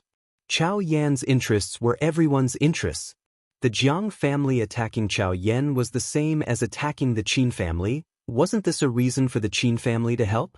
However, if the Qin family stood by and did nothing, they could reap greater benefits. The Jiang family dared to attack Fang Yen and Chao Yan technology, but they didn't dare to start a war with the Qin family at the same time. These giant families were deeply rooted and intertwined with each other. There was me in you and you in me. It was very difficult to completely separate them. Moreover, she asked why I should help you. Fang Yen watched as Li Xinyan stirred the coffee cup with a steel spoon, and after a moment of silence, he said, "How many spoonfuls of sugar do you want to add to your coffee?" "Half a spoonful of sugar and half a spoonful of milk." Li Xinyan looked at Fang Yen and answered aloud. "I'm the half a spoonful of sugar that you want to add to your coffee." Fang Yen said with a smile. "Even if you don't add that half a spoonful of sugar, a slightly bitter coffee can still be drunk. However, if you add this half a spoonful of sugar and half a spoonful of milk, it will be easier to drink, and you can also enjoy the process. Are you trying to convince me?" Li Xinyan looked at Fang Yen with bright eyes and asked. Fang Yen nodded. "A person like you doesn't lack anything, and you also have everything. You can be compassionate to all living beings, or you can be high and mighty and not care about anything. However, having reached such a position, all you think and do is to ask for peace of mind, right? Are you comparing me to Guanyin Bodhisattva?" The woman said with a smile. "I'm just an ordinary woman, not an otherworldly goddess like you're talking about. Don't think about putting me on a pedestal and making me unable to step down. What you're after isn't just material, but spiritual satisfaction. I can't use benefits to convince you, because the Jiang family can give you greater benefits. We can only give you 1/3 of Chaoyan technology, but the Jiang family can give you the entire Chaoyan technology. It's not their thing anyway. I can't use emotions to persuade you either. Qin Yitian is my student, and I used to be Qin Yitian's teacher. Because of this relationship, I have such a relationship with the Qin family. However, I can't use the relationship between me and Qin Yitian to ask you to do this. If I do that, then our relationship will have deteriorated." Li Xinyan pursed her lips and smiled, You think I'm doing this to fulfill my spiritual satisfaction? Is that right? So I'm going to lead the Qin family to contend against a century-old family like the Jiang family? Fang Yan said frankly, it's like this. Also, our character is worthy of your trust. Character? You don't lack capable people, but you lack trustworthy people. I'm sure you know very well that Chaoyan technology can only be maximized in the hands of me and Lu Chaoga. But the Jiang family promised that as long as we remain silent on this matter, we'll be able to gain control of the entire Chaoyan technology. Being generous at the expense of others, I'm better than him at this kind of thing. How about you think about it, we'll get rid of the Jiang family together, and then give the entire Jiang family to you. See, isn't it even more tempting to speak like this? The Jiang family is worth a lot more than Chaoyan technology, right?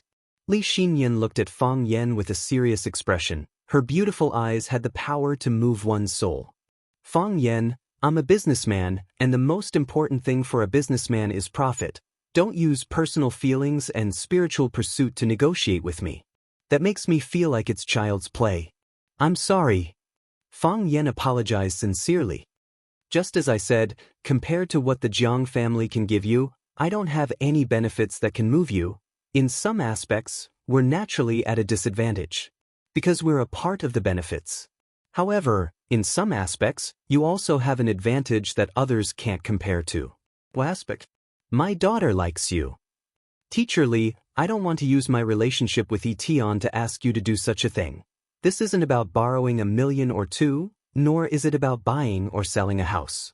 It's about the struggle between the Qin family and the Jiang family. If you do this because of Etion, it will put you and the Qin family in a difficult position, and it will also put Etion in a difficult position in the Qin family.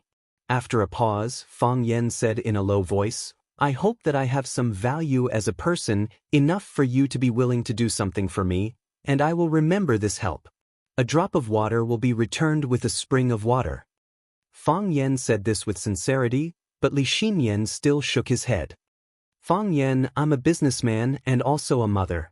As a businessman, I value the benefits that I can get. As a mother, I want to see my daughter live a happy life. If you become my son-in-law, wouldn't it be natural for a mother-in-law to help her son-in-law? At that time, no one inside or outside the family would dare to make any sarcastic remarks. Even if it's the Jiang family, if you become my son-in-law, would they really dare to bully you like this? Teacher Li, Fang Yan called out in surprise. He didn't expect Li Xinyan to make such a request, and even more so, he didn't expect Li Xinyan to say it so directly. She had never seen him before, so how could she be at ease, willing to hand over her daughter to him? Everything happened so suddenly that Fang Yan's mind instantly changed.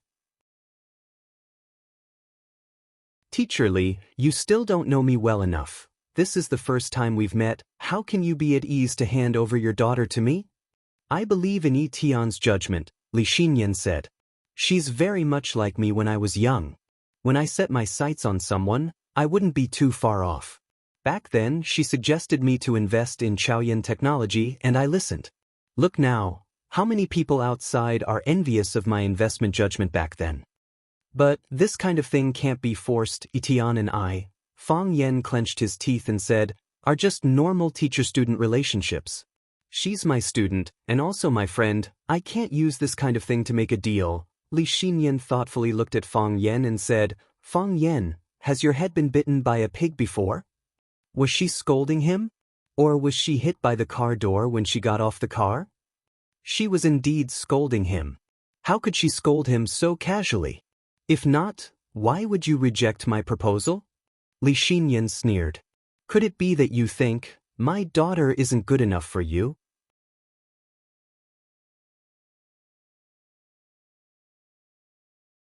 Chapter 785. In the hearts of all parents, their children are the smartest, the prettiest, the most filial, and the most sensible. We often see uncles and aunties complaining about their children while chatting with their neighbors, but if the onlookers nodded in agreement or accidentally dozed off, a fierce battle is inevitable. Let's not talk about Qin Etienne's own excellence, just his excellence in the eyes of his parents has reached an astonishing level. For example, if Qin Etian could get 100 points in the hearts of his parents, it would be 1,000 points. If Qin Etian could get 1,000 points in the hearts of Li Xinyan, it would be 10,000 points or even 1,000,000 points. Any successful person is extremely proud. Li Xinyan just said that Qin Etian is like him when he was young. Then, is the young me not worthy of the current Fang Yan? Fang Yan's rejection not only denied Qin Etian, but also denied the young Li Xinyan. This is an insult that is more unacceptable than death. Therefore, Li Xinyan didn't care about his feelings and directly asked Fang Yan if his daughter is not worthy of him. I didn't mean that, Fang Yan said with some embarrassment.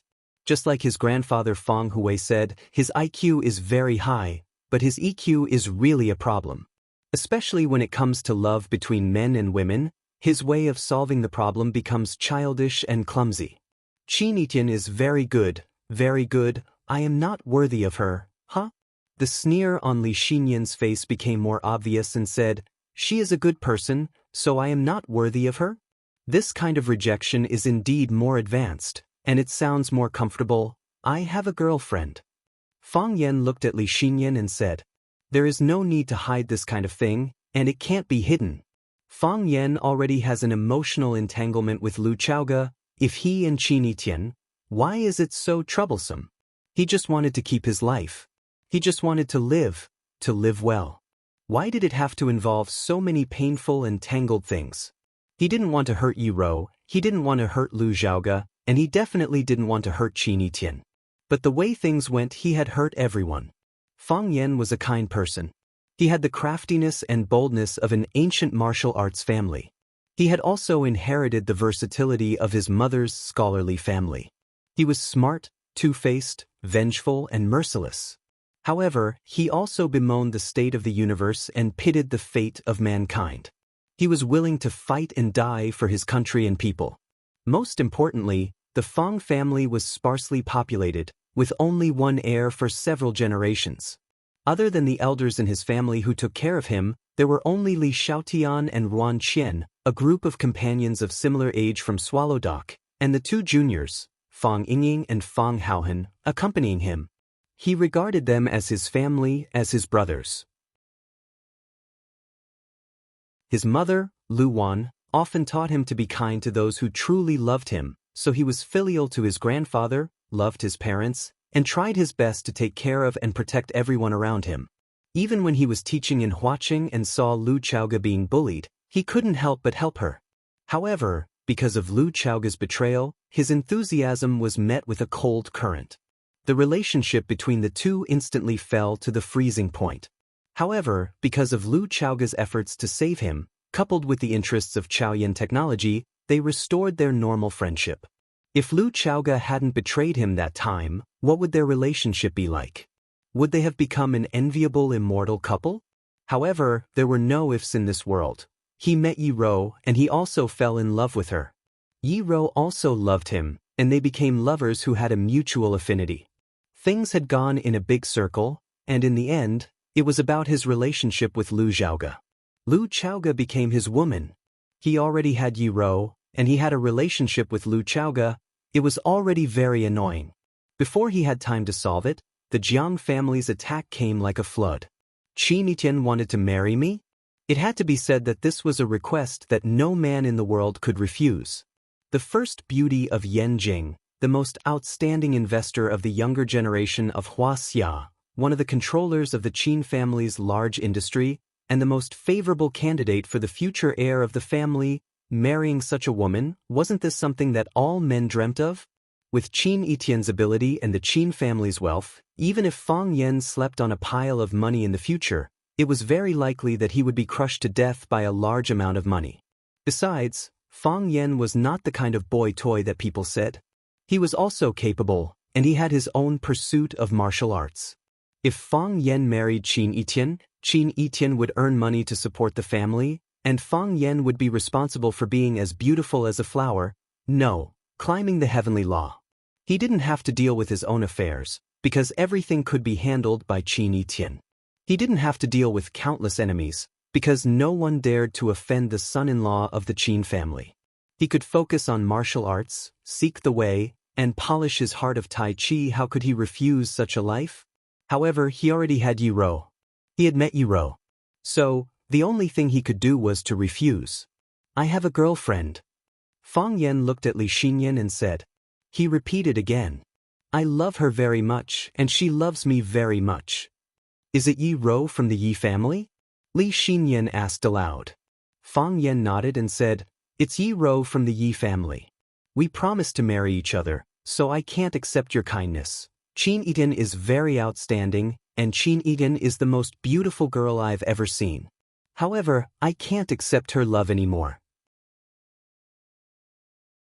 This makes me very grateful, but also very guilty. Could it be that in your heart, my daughter is not as good as the daughter of the Yi family? There's no way to compare this. Fang Yan said with a serious face. I met Yi Ro first. So, I can only choose Yi Ro. Yi Tian is very outstanding, and so is Wen Ro. They are both very outstanding girls. However, since I've already fallen in love with Yi Ro, how can I fall in love with Qin Yidan? If I really accept your request, won't you doubt my sincerity? Li Xinyan put down the already cold coffee cup and said, I do have this worry. If you immediately agree to my request, I will find a way to destroy your relationship with Yi Tian, and even help the Jiang family destroy you. A woman's heart is the most poisonous. Just a moment ago, we were just having a nice chat over tea, but one careless word and will be destroyed by this extremely beautiful woman. There's really no sense of security when dealing with people from big families. But you refused. Li Xinyan looked at Fang Yan with a smile and said, You refused. I can see your sincerity, I can see your feelings for Yi Ro. Of course, I can also see your feelings for Yi Tian. Fang Yan was shocked and said, Yi Tian and I are only friends. I think of her as, student? Sister? Friend? Li Xinyan chuckled and said, Which man in this world wouldn't be moved by a girl like Yi Tian? Some people are cowardly and incompetent, so much so that even looking at her is blasphemy. Some people feel ashamed and don't dare to take another step closer. There are also a few decent pursuers with good character and family backgrounds, but Yi Tian herself doesn't like them. To tell you the truth, back then, the Qin family and the Jiang family did indeed have plans to unite by marriage. The Jiang family's Jiang Junling is excellent in every aspect and has a good reputation. What's rare is that he's infatuated with Yi Tian, so we wanted to bring the two of them together. That way, when the Qin and Jiang families cooperate, it would change the entire business landscape of Huaxia. But Jiang Junling was defeated by you, and Yi Tian fell in love with you. If that's the case, as a mother, I can only help my own daughter. In love, a woman must maintain her composure. But, as a mother, I don't have to do that. Li Xinyan looked at Fang Yan and said, Fang Yan, if you refuse me, I'll also refuse you. If you accept my goodwill, I'll accept your sincerity. How about it? You can't make a deal with this kind of thing, Fang Yan said painfully. If I say it's possible, then it's possible, Li Xinyan said with a cold expression. What's your answer? Fang Yan got up from his chair, slightly bowed to Li Xinyan and said, It's my honor to be able to meet Teacher Li today. I hope I'll have the chance to visit again in the future. Saying so, Fang Yan turned around and walked outside. Li Xinyan looked at Fang Yan's back for a long time, then softly said, What a man with a backbone. Qin Yidan walked out from the dark curtain with a pigeon cage in his hand, looked at Li Xinyan and said, Xiao Bai is getting thinner and thinner. Is it because her appetite hasn't been good lately?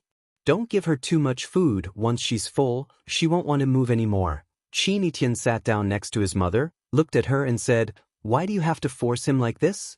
You know it's going to be like this. Li Xinyan looked at Qin Yidan and asked, If I didn't force him like this, do you think you'd have any hope? No, Qin Yidan said very honestly. He made it very clear that the first person he met was Yi Ro. If that's the case, what's the point of me forcing him or not? We're still friends. Qin Yidan said with a smile. Even if you like a man, you don't have to be together. That's what ordinary women think. Li Xinyan said with a firm voice. The man my daughter likes, I must be with them. I don't want you to be alone. I don't want you to suffer any grievances. Because you're my daughter. Whether in business or in love, We never compromise.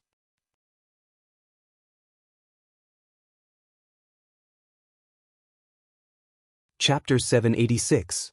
The negotiation was not successful, so Fang Yan was still in a heavy mood. He couldn't go back for the time being. At least, he needed to make some efforts. It was still early, so Fang Yan didn't go back to Qin Etienne's villa directly. When Fang Yan went downstairs, Mu Ying was already waiting for him at the door. Fang Yan asked Mu Ying to walk him to the door of the red wall. Mu Ying didn't ask any questions and nodded.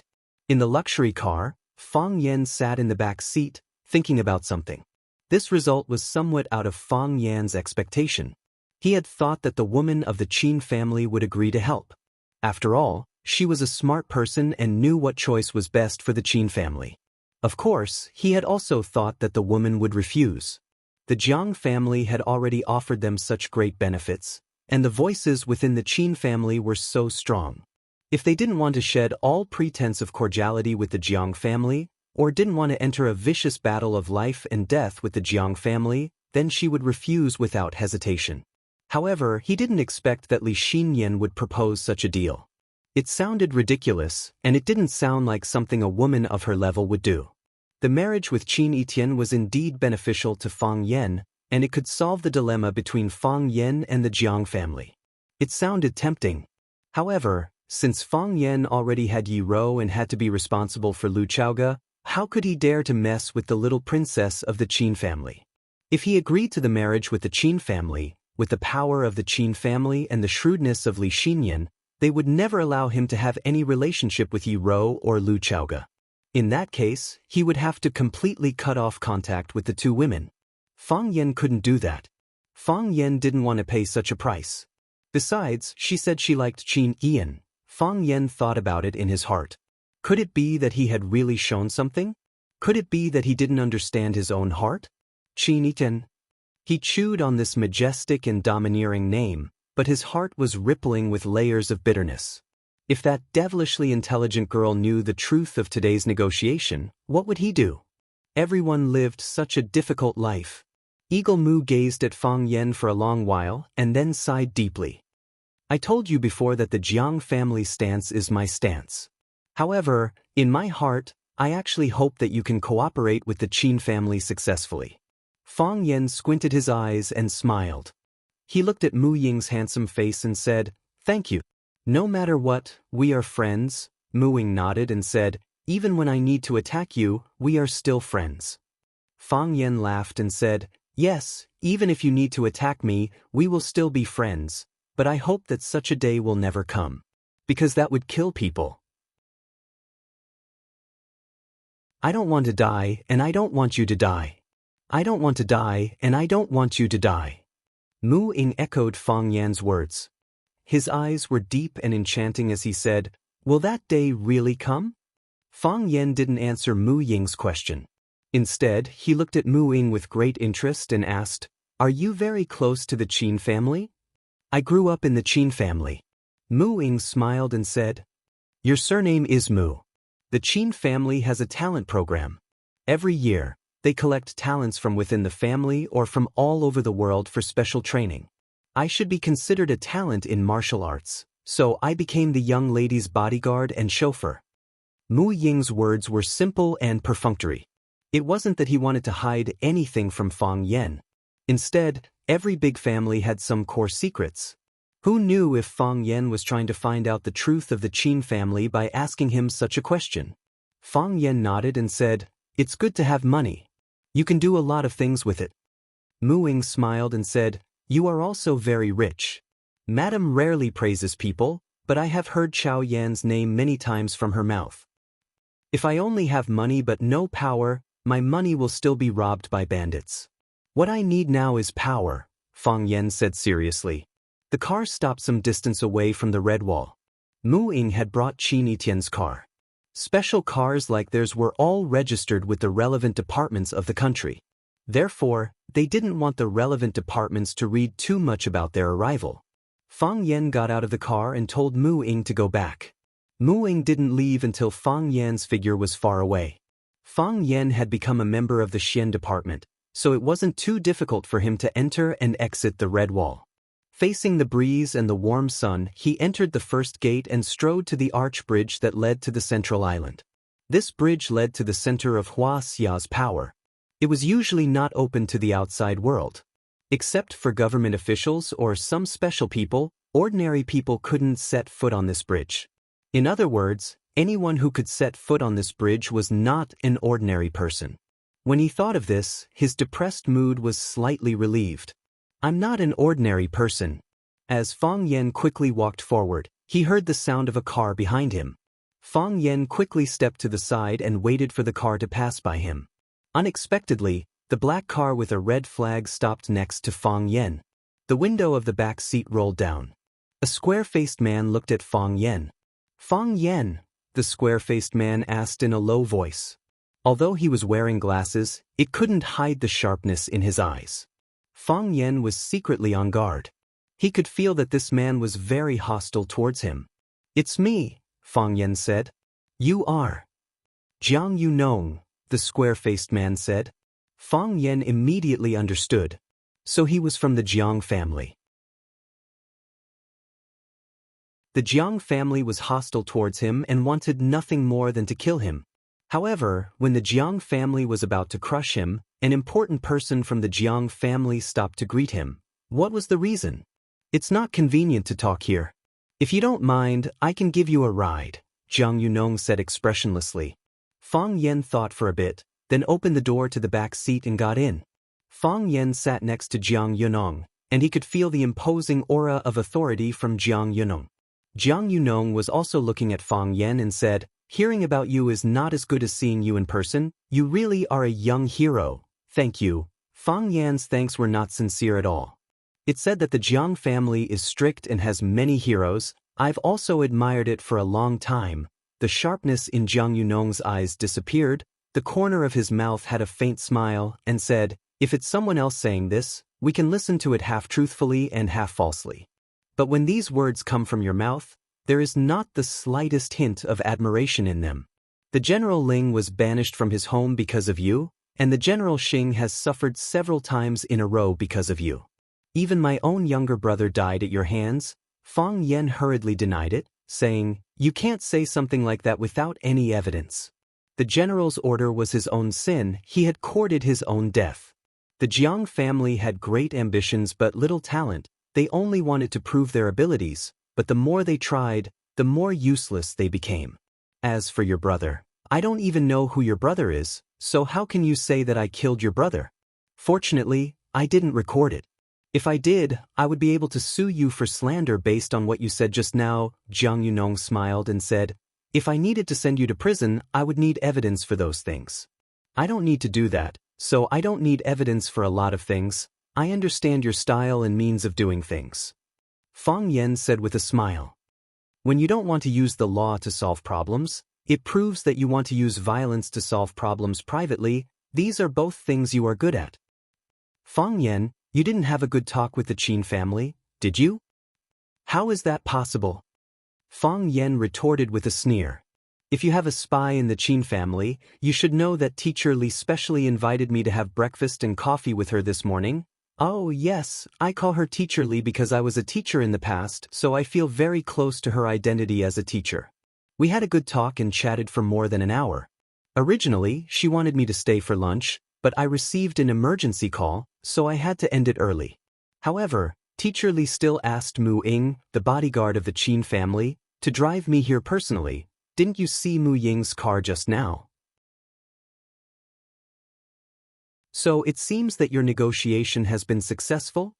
The ridicule on Jiang Yunong's face was very obvious. Of course. Fang Yan was like a dead pig that was not afraid of boiling water. He completely ignored Jiang Yunong's expression and said, The Jiang family will face the joint attack of me and the Qin family. Jiang Yunong pushed up the glasses on the bridge of his nose and said, Fang Yan, I finally understand why you can succeed. A person like you is indeed very likable. When we first met, I felt that you were very different from other people. You have a spirit. There was a rebellious spirit in him. No matter who the opponent is, no matter what kind of situation you face, you can fight back shamelessly. This time, I really want to thank you for your appreciation of me. Fang Yan said with a smile. If it wasn't for this spirit, I would have been trampled to death by Jiang Junling a long time ago. I would have become a pile of mud, a pile of weeds. I would still be Fang Yan, but no one would know who Fang Yan is. But are you ready? Are you ready for a bigger storm? I study Tai Chi, and there is a saying in the core theory of Tai Chi that I think is very reasonable. Now, I will take it out and encourage you. If he is strong, let him be strong. I will *CK your mother.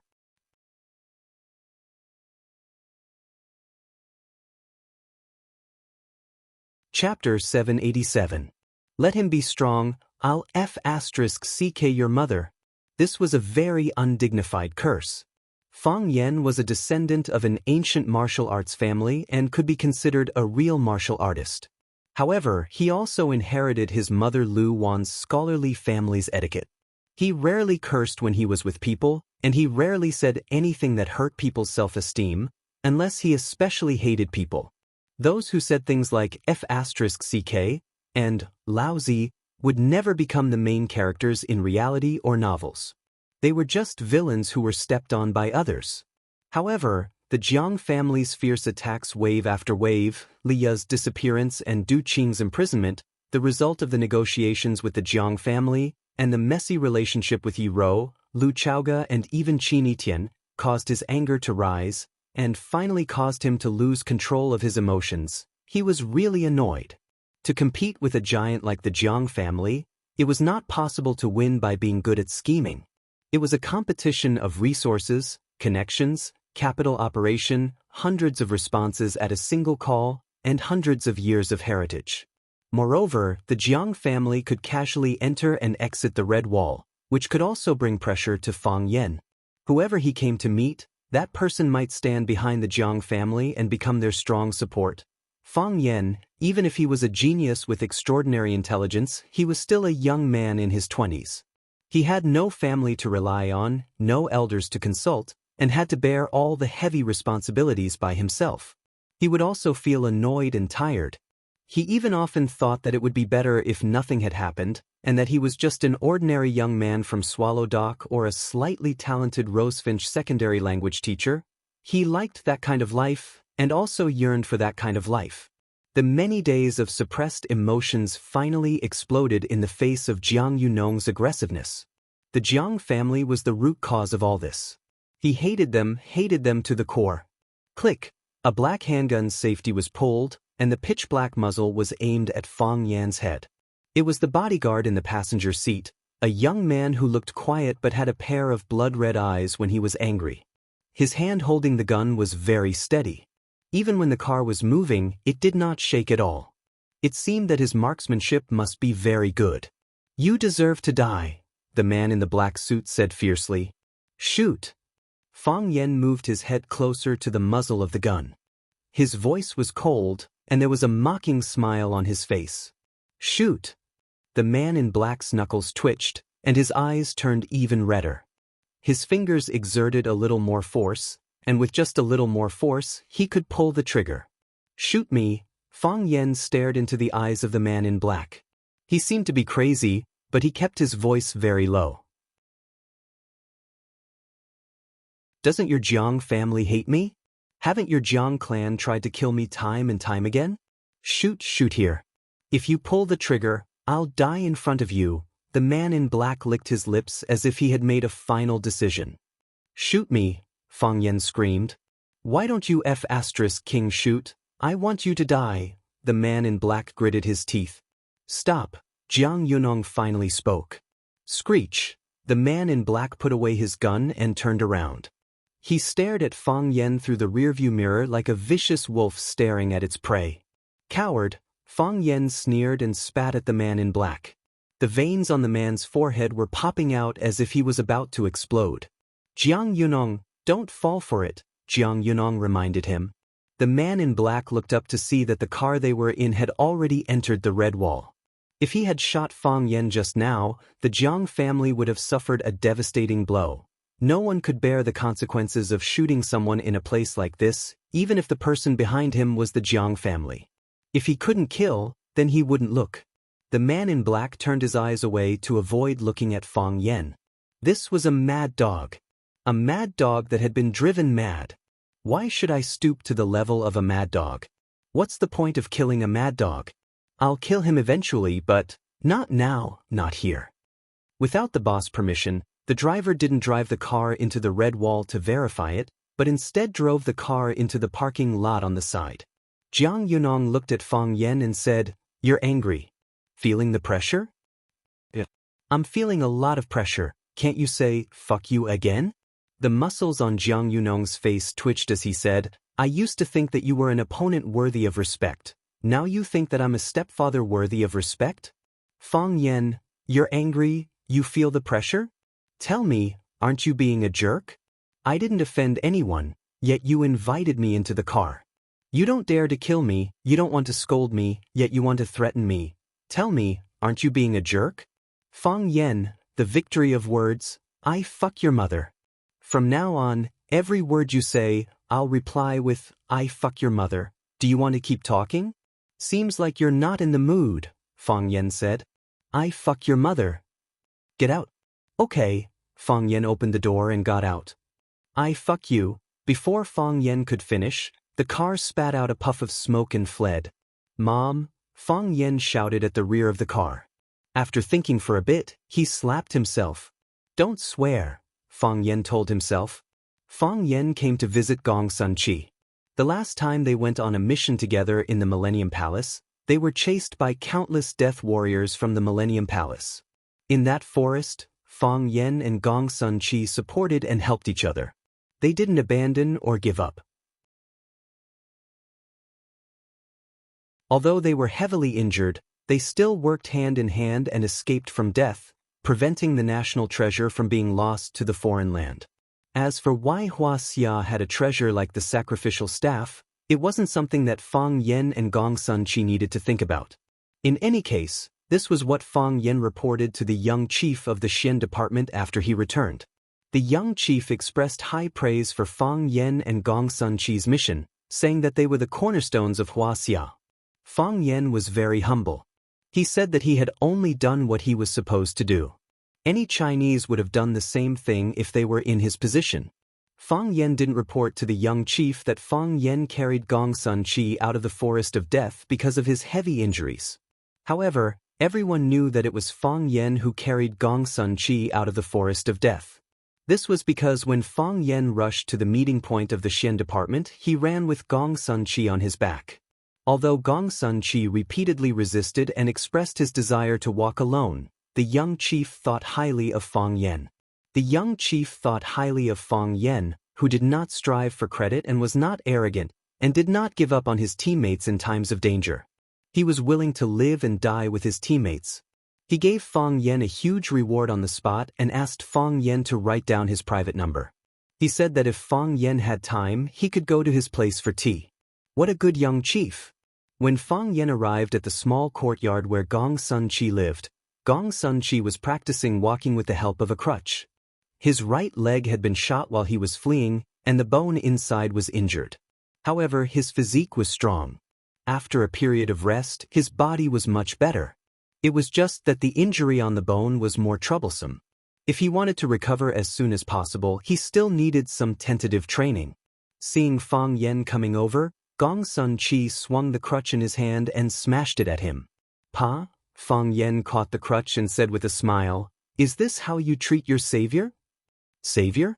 Gong Sun Chi sneered and said, "I might as well have died in the forest. At least I wouldn't have to come back to be humiliated like this." "Who humiliated you?" Fang Yen asked in surprise. Someone even dared to humiliate the disciple of the dragon god? Wasn't he afraid that the dragon god would break his arms and legs? "You still have the face to ask." Gong Sun Chi wanted to take out his crutch and hit him again. He shouted, "Of course it was you who humiliated me." "How did I humiliate you? The whole world knows that you carried me back. Although no one asked me about it, the way they looked at me, they were laughing at me." "How could that be?" Fang Yen looked very troubled. "This matter was so secretive that I didn't tell anyone. I didn't even mention it to the young chief." When he asked about your performance, I said that you were braver than I was, and that you knew how to give up. What do you mean I was braver than you? Gong Sun Chi rudely interrupted Fang Yen and said, What do you mean by that? Aren't you just trying to tell others that I was brave enough to let myself fall into a coma? What did I give up? That I almost gave up my life? You can't think like that, Fang Yen comforted him. If you really want to think like that, there's nothing I can do. Fang Yen, you tricked me. If I tricked you, I would have left you in the forest of death and let those rabid dogs drag you back to be cremated. Gong Sun Chi's eyes were about to turn red.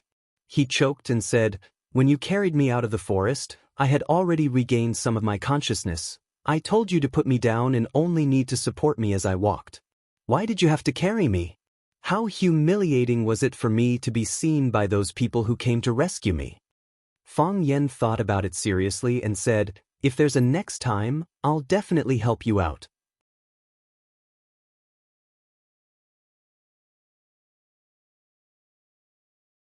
Chapter 788. Gong Sun Chi's lame leg was about to recover from his anger. He pointed at Fang Yen and said, You want to do it again? Next time, I won't go on a mission with you no matter what. You're too treacherous, I'll be screwed to death by you. Why would I? Fang Yen said with a smile. This time, we went into such a dangerous situation together, but didn't we still come back alive together? We brothers stood shoulder to shoulder and leaned against each other's backs.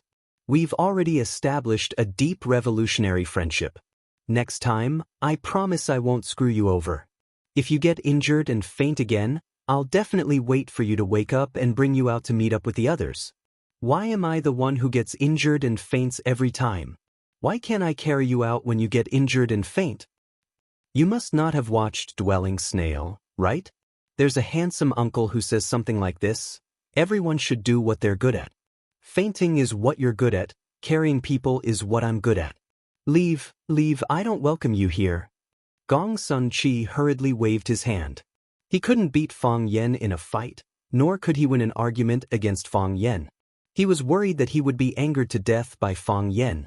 Fang Yen didn't leave. He sat down on a chair under the eaves of the corridor and looked at Gong Sun Chi. Continue practicing, I'll leave after a while. Gong Sun Chi stood in the courtyard for a few seconds, then leaned on his cane and sat next to Fang Yen. Looking at Fang Yan's gloomy face, he asked, The Jiang family made a move against you? You know about this? Fang Yen looked at Gong Sun Chi in confusion and asked. Gong Sun Chi sneered and said, Before you even entered the Xian department, I already thoroughly investigated your background.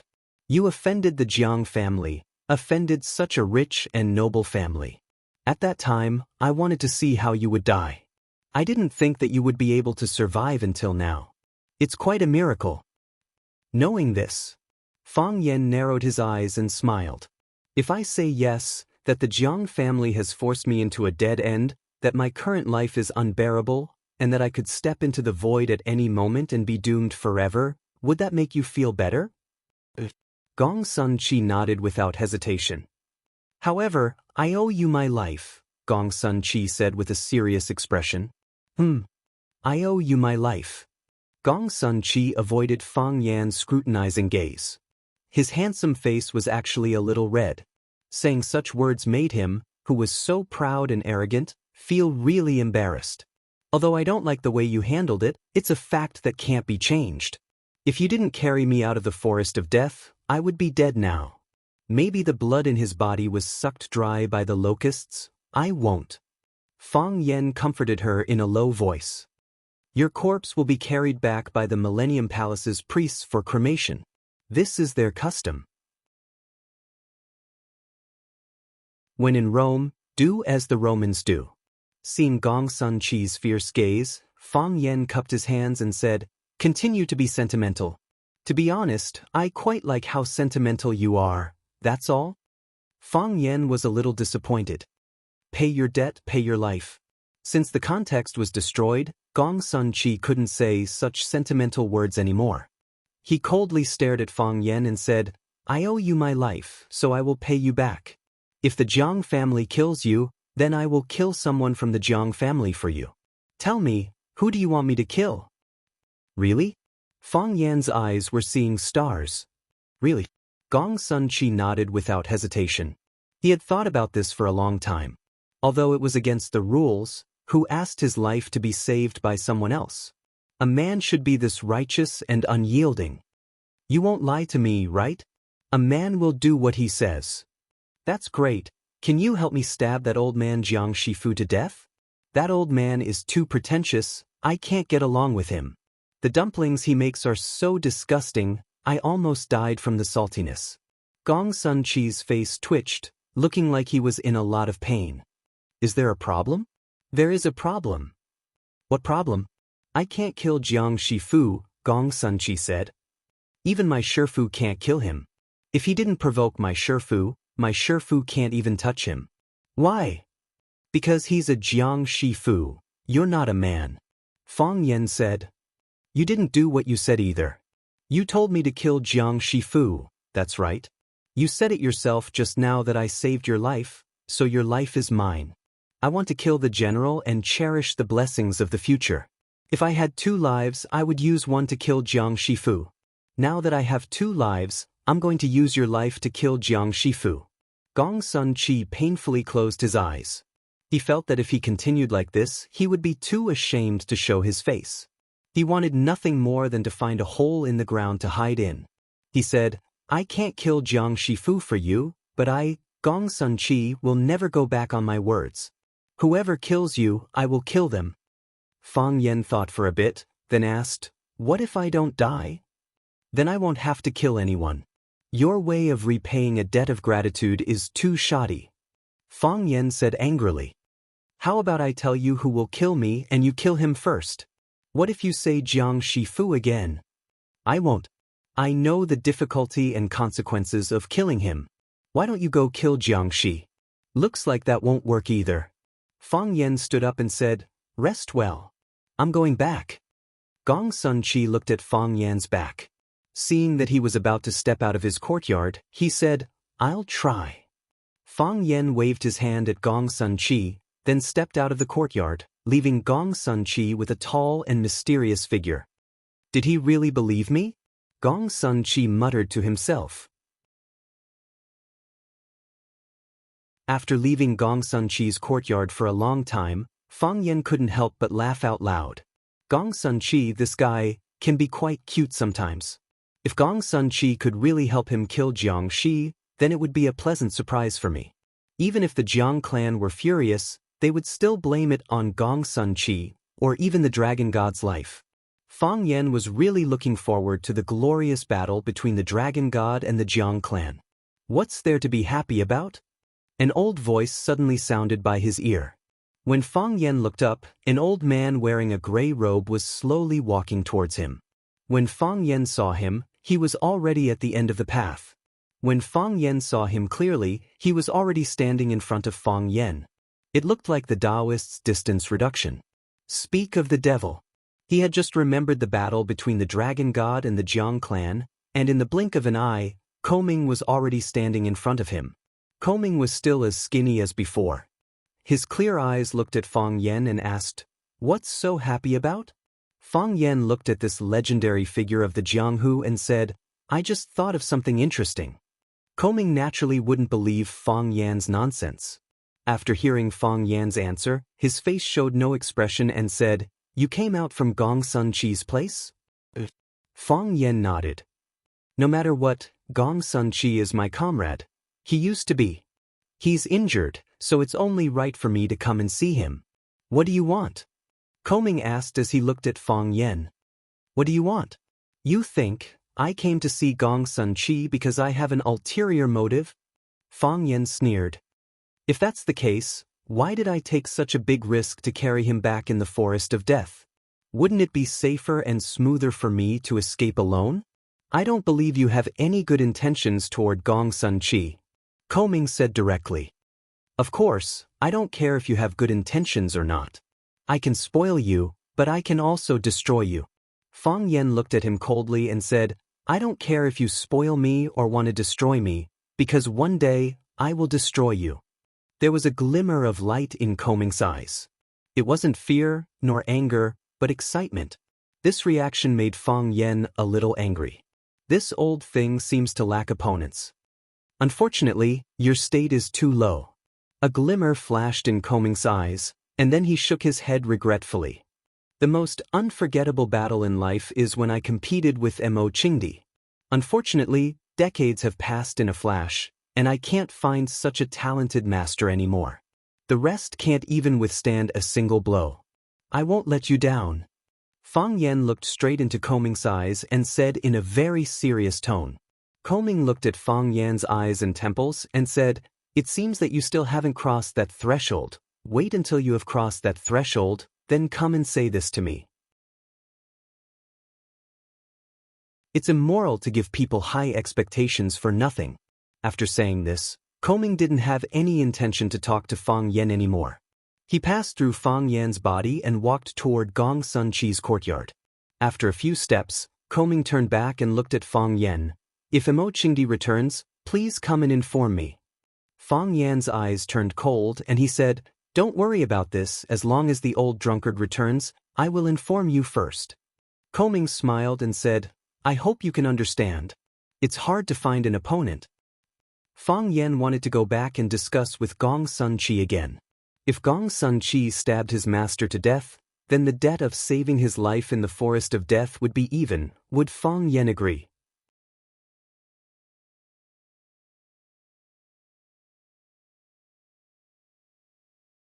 Chapter 789. Fang Yen felt that his mood was like a boat sailing in the sea, going up and down. He was in a bad mood after being ambushed by the Jiang family in Huaqing. After coming to Beijing, Qin Etian warmly welcomed him and accompanied him to a hot spring bath. Although he didn't see anything, his mood was still better. He was upset again after failing to negotiate with the Qin family.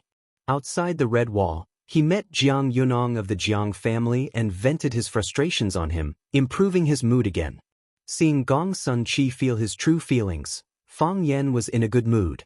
When he walked out the door and met Gong Sun Chi's master, Undying Divine Dragon, Fang Yan's mood turned gloomy again. Against an opponent like the Jiang family, Fang Yen was still struggling to resist. However, when he met a Heavenly Dao realm expert like Ting Ming, he couldn't even utter a threatening word. This was because everyone knew that he posed no threat to him. He also knew all of this, so there was no need for him to say it out in front of others. When Fang Yen entered the Red Wall, he got Muing to bring the car back. Now that he was out of the Red Wall and there was no car waiting for him, he planned on walking around the corner. It was still early, and it was unlikely that Qin Etian had returned from her mother's place. He needed to stay behind and think of a way to get some information. It would be best if he could hear news that Gong Sun Chi had suddenly wiped out the Jiang family. Thinking of how Gong Sun Chi's leg injury had yet to recover, the possibility of that happening was slim. All he could do was shake his head and sigh. Fang Yen walked out of the Red Wall, crossed the moat, passed through the Black Tortoise Gate, and walked towards Chang'an Street. Fang Yen looked at his surroundings. Everything was familiar, as though he had seen every shop before. He stopped in his tracks and thought about it seriously. Only then did he realize that the teacher had brought him to meet that old man. After coming out, he had taken him to the Bai family's noodle shop to eat a bowl of Zhejiang noodles. Fang Yen squinted his eyes and smiled. He never expected that his thoughts would lead him back to the path he had taken before. It was already noon, and he planned to find a nearby restaurant to eat something.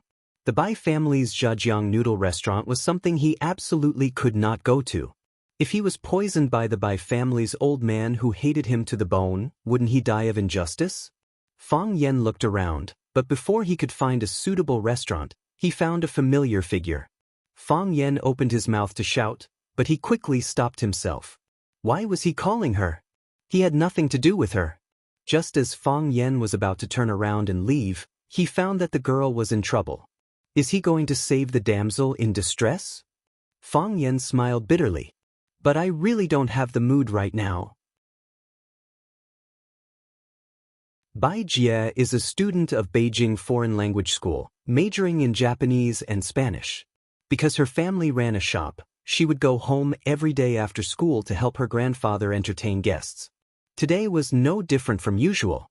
She hummed a tune and played with the heart-shaped stone in her hand as she walked to the noodle shop at home. Suddenly, she was blocked by a group of people. 3 girls and 2 boys, all of them were Bai Jie's classmates. They were considered as students of the same school.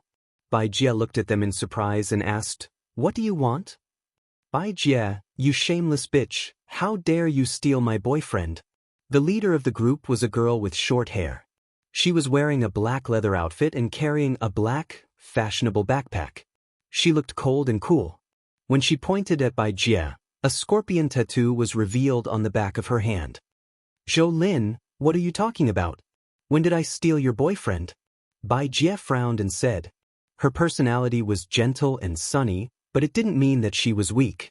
Her classmates called her a shameless bitch, which made it hard for her to accept. She was very angry. "You still have the face to deny it? Where did you go with Li Yifeng last night?" "Li Yifeng?" Bai Jie thought for a moment and said, "The school was holding a New Year's Eve party. Li Yifeng and I were the hosts, and he asked me to go to the library to exchange words." "Exchange words?" Zhou Lin sneered. Everyone listen carefully. These educated bitches are really different. If it's a green tea bitch, then let it be. Why are you still talking about such high-sounding exchange words? Did everyone learn another trick? Wang Xiaola, if you sleep with someone's girlfriend in the future, just say that you took her to exchange words. Do you think her boyfriend will believe you?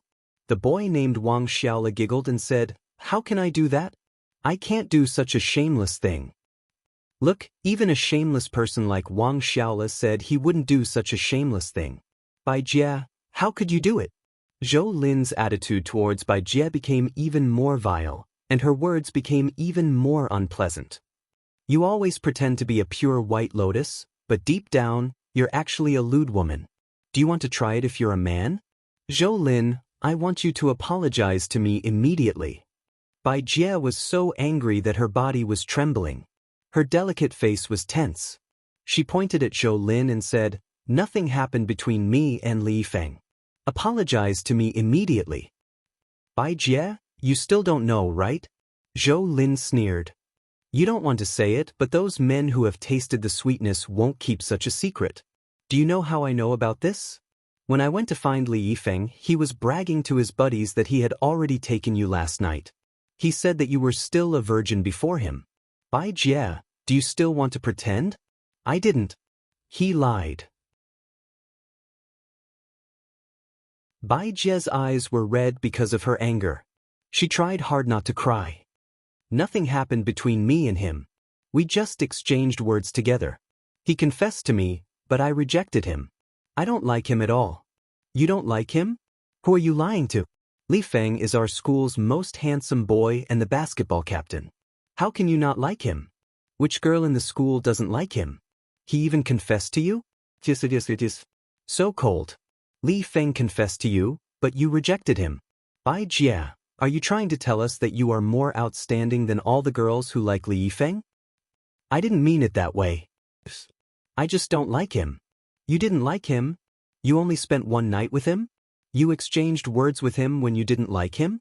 Bai Jie, don't you think you've gone overboard? Do you think that I won't be able to deal with you if you don't admit it? Do you believe that I won't tear your clothes and let you run naked on the streets?" You lunatic. I'm not a lunatic. You're a whore." Bai Jie quickly admitted. "I didn't do it. I have nothing to do with him." A dead duck still refuses to admit it. "I hate green tea bitches like you the most. Come, everyone, tear her clothes for me." A group of people rushed over and surrounded Bai Jie's frail body. Zhou Lin reached out to pull the buttons on Bai Jie's dress, preparing to tear her clothes off. "Let go. Let go of me." Bai Jie hugged her chest tightly to prevent her dress from being torn off. Tear her clothes off. I'm going to take a photo. I'm going to send her nude photos to every male student in the school. I want to see how she can maintain her image as a little white flower in the future. Let go of me." Bai Jie cried. The situation was too dangerous, and the consequences were too serious. Some conflicts between students were sometimes even more filthy and disgusting than the methods used by adults. They were easily angered and violent, and they didn't care about the consequences. Wang Xiaola, use your F** king strength. Is she your girlfriend or your biological mother? You're standing there like a dead person. Make sure you don't block my angle, I'm going to take a photo. Hurry. The phone that Zhou Lin was using to take a photo was slapped away. The white iPhone fell to the ground and shattered into pieces. On the screen, Bai Jie's tearful face was sliced into countless pieces. Zhou Lin was furious. She turned around and glared fiercely at the man who hit her phone and scolded, "Your mother is dead, and you're here to interfere?" Zhou Lin received a slap on her face. UF** King dare. Zhou Lin received another slap on her face. After a few consecutive slaps, Zhou Lin was completely dumbfounded. She stared at the smiling man with her eyes wide open, as if she was looking at a devil smiling at her. What kind of person was this man? "For you?" Wang Xiaola asked. Wang Xiaola received a slap on his face. Because he used too much strength, his body fell backward and his butt landed on the hard concrete floor. "Who are you? How can you hit someone?" The girl who pulled Bai Jie's hair received a slap on her face. Blood flowed from the corner of her mouth, and her eyes were filled with horror as she looked at the man who was slapping her without saying a word. The students were finally afraid. They let go of Bai Jie's arm, let go of her clothes, and carefully approached Zhou Lin. Their faces were filled with anger, and their hearts were filled with humiliation. However, they didn't dare to fight back because they knew they were no match for this man. "Who are you to her?" Zhou Lin covered her face. It was hard for her to accept being slapped several times in front of Bai Jie. Her lungs were about to explode from anger. "Leave your name, this isn't over." Zhou Lin received another slap on her face. The man looked at the students who were desperately retreating and asked, "Anything else?"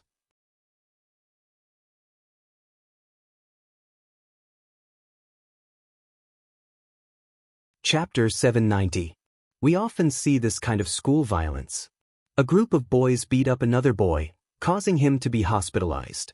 A group of girls beat up another girl, tearing her clothes, taking nude photos and posting them on the internet. Senior students blackmailing junior students. "Don't leave after school" has become a widely circulated and funny saying.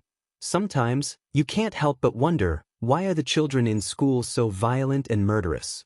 Of course, it's not like there isn't a better solution. Some time ago, the media reported a kidnapping case that shocked China and America. A group of Wuxia students kidnapped their compatriot and forced the girl to kneel in the cafeteria for 20 minutes. Their brutal crimes included stripping her clothes, burning her breasts with cigarette butts, lighting her hair with a lighter, forcing her to lie on the ground to eat sand, shaving her hair, and forcing her to eat it. The brutality of the crime was outrageous. If this kind of thing happened in China, of course, it wasn't uncommon in China.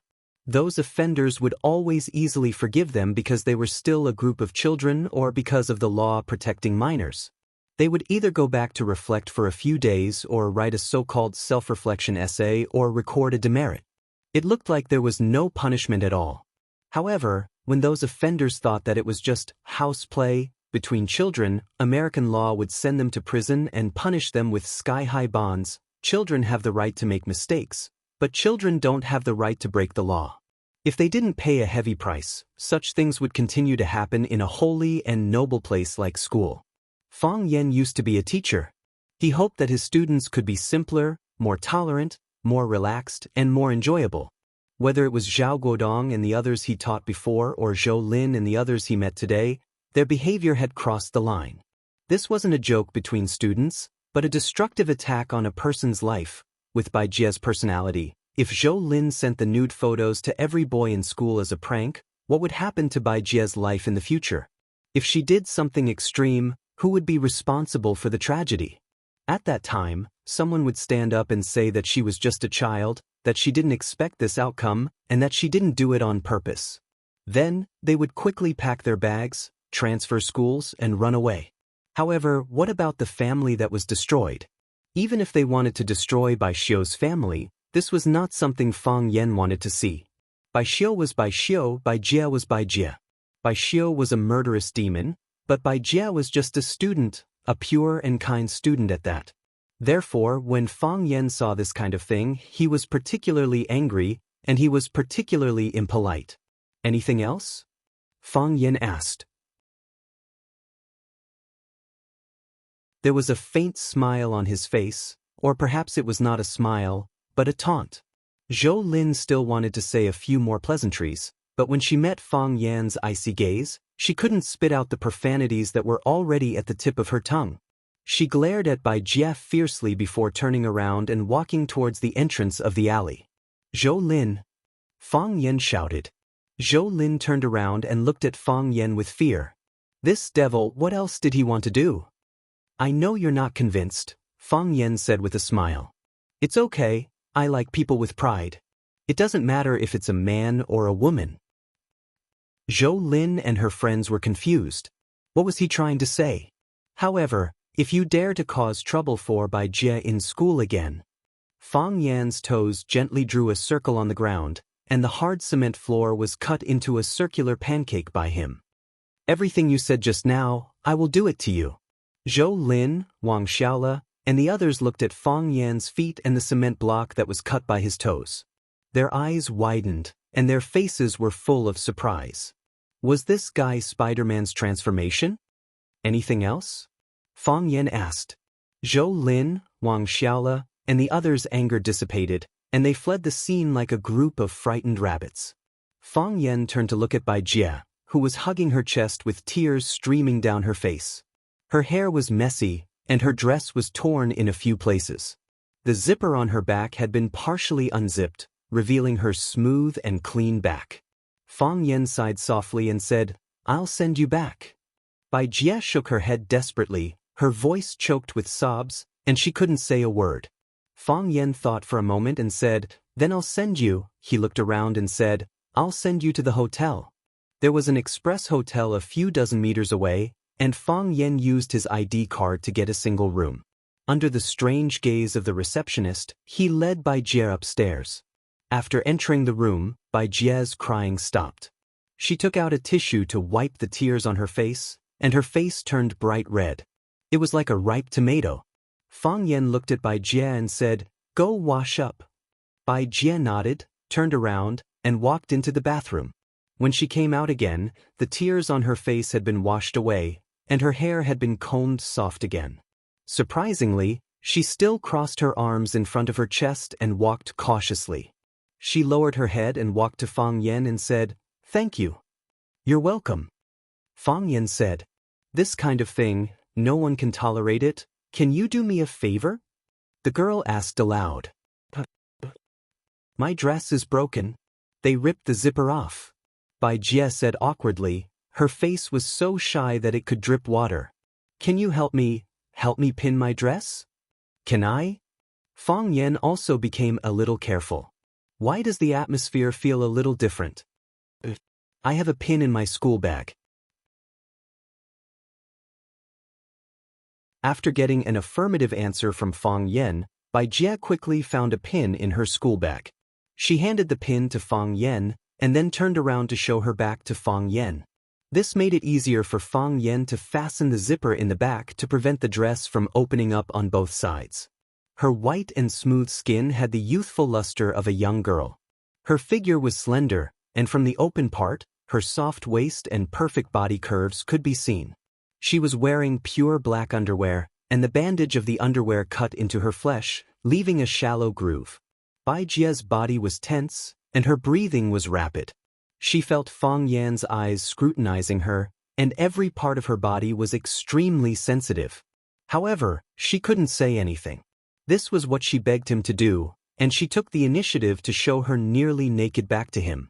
A girl of her age has never been in close contact with a man like this.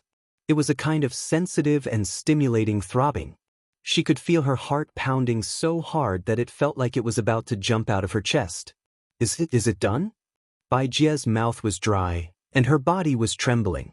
She felt that she had to say something. Anything would be good. It hasn't started yet. Fang Yan said with a smile. Bai Jie nodded. She didn't know why she had such a reaction. She didn't know what was the point of this. Maybe she just wanted to prove to him that she was still sober and not nervous at all. Fang Yen took the pin and fastened the two pieces of the dress that were uncontrollably lifted to both sides, and said, "There is still one missing." "Then I will find another one." Bai Jie hurriedly jumped away and rummaged through her bag. Fang Yen smiled and said, "I lied to you. It's already been fastened. Your dress won't fall down again." Bai Jie was stunned for a while, then she zipped up the bag, turned around and said coquettishly, "You bad guy." Bai Jie's mood was much better now that she didn't have to worry about the dress falling down at any time. She looked at Fang Yen and said, "Are you going to stay here today?" "It doesn't seem necessary." Fang Yen shook his head with a smile. "Anyway, the room is already open," Bai Jie said. "I will make you a cup of tea." Bai Jie had been a helper in the noodle house for a long time, so she was quick to work. She quickly brought a cup of tea and placed it in front of the table where Fang Yen was sitting. She also held a cup of plain water and sat in front of Fang Yen. She looked down at him and said, "Am I very embarrassed?" Fang Yen shook his head. "They are the ones who are embarrassed." "How can that be? No one dares to bully them." Bai Jie naturally didn't believe Fang Yan's comforting words. Perhaps they haven't realized it yet, but in the future, they will feel ashamed of what they have done today. Furthermore, if they don't change their ways, they will eventually pay the price for their actions. Fang Yen said with a serious expression on his face. This time, he wasn't comforting her. He really thought so in his heart. "You didn't do anything wrong, but you were attacked like this? How can it be embarrassing? I just think I shouldn't cry." Bai Jie said. "Actually, I didn't want to cry. But when I saw you appear, I couldn't help but cry. I suddenly thought of my brother. If my brother was here, they wouldn't dare to bully me like this. My brother wouldn't allow others to bully me like this. I haven't seen my brother for a long time. I don't know how he is now." "Of course." Fang Yen nodded firmly and said, "If your brother was here, they wouldn't dare to bully you like this. He wouldn't allow them to bully you like this." At the entrance of the Express Hotel, a man wearing a black felt hat and a scarf around his neck stared at the lobby of the hotel as if he was hesitating whether to rush up and catch the adulterer.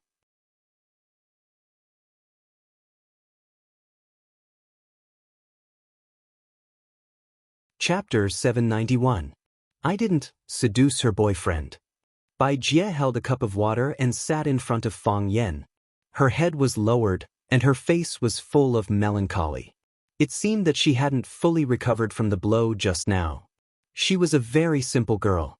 Compared to many girls who said, "CKU," and "grab your breasts," she even hesitated to say the word, "seduce." She didn't know why, but she wanted to explain to Fang Yen. Perhaps she wanted to explain that she wasn't the kind of woman they said she was? Fang Yen smiled and drank his tea, waiting for Bai Jie to continue. "Actually, I don't like Li Yifeng at all. I think he's too frivolous. Relying on his good looks, other than Zhou Lin, he has several girlfriends." Seeing Fang Yen looking at her with a smile, Bai Jie hurriedly explained, "Actually, I don't think he's handsome either. He's not as handsome as my brother." Fang Yen nodded. Putting aside his selfishness, Fang Yen had to admit that Bai Xiu was indeed a rare handsome guy. In Swallow Dock, other than himself, Li Xiaotian and Zhu Ziden couldn't suppress his limelight. The school is holding a New Year's Eve party. Li Feng and I are the two hosts. Originally, we have to rehearse our lines before the event. Li Feng said to get a room at the school gate or a private room at a cafe. I didn't think it was good, so I said to go to the library. He confessed to me, but I refused. I didn't expect him to say such things behind my back. You really don't understand, guys. Fang Yen said with a smile. I mean, you don't understand the psychology of scumbags. You just look at him, and he has already stripped your clothes off countless times in his heart. Ah! Bai Jie's mouth opened wide. She thought to herself, how many guys have I looked at? I'm not talking about all the guys. Fang Yen said gloomily. I mean, guys like Li Yifeng shouldn't be given any chance. What are you going to do next? I don't want Grandpa to worry. I can't tell him about this. Fang Yen nodded. As long as you don't say anything, they won't know. When I go back, I will resign from my position as a host. I won't have any contact with Li Yifeng anymore. That's fine too. Fang Yan nodded. Those things didn't have much meaning in the first place. Bai Jie looked up at Fang Yan and said, I really have to thank you this time. If it weren't for you, I might have. It's just a bite from a dog. What's the big deal? Bai Jie blushed as she nodded and asked, When did you arrive in Beijing? Last night, Fang Yan said with a smile. What a coincidence. You came back yesterday and we met today. Bai Jie looked very happy and said, Have you eaten? How about I treat you to some noodles? Fang Yan shook his head and said, No need. Let me treat you. I will personally cook noodles for you. My noodles are very delicious. Bai Jie extended an invitation with a sincere look. Otherwise, I don't know how to repay you. Fang Yan smiled and said, You don't have to repay me. You just need to live a good life. That's the best repayment for me. Bai Jie looked at Fang Yan thoughtfully and asked, You must be very good friends with my brother, right? It must be so.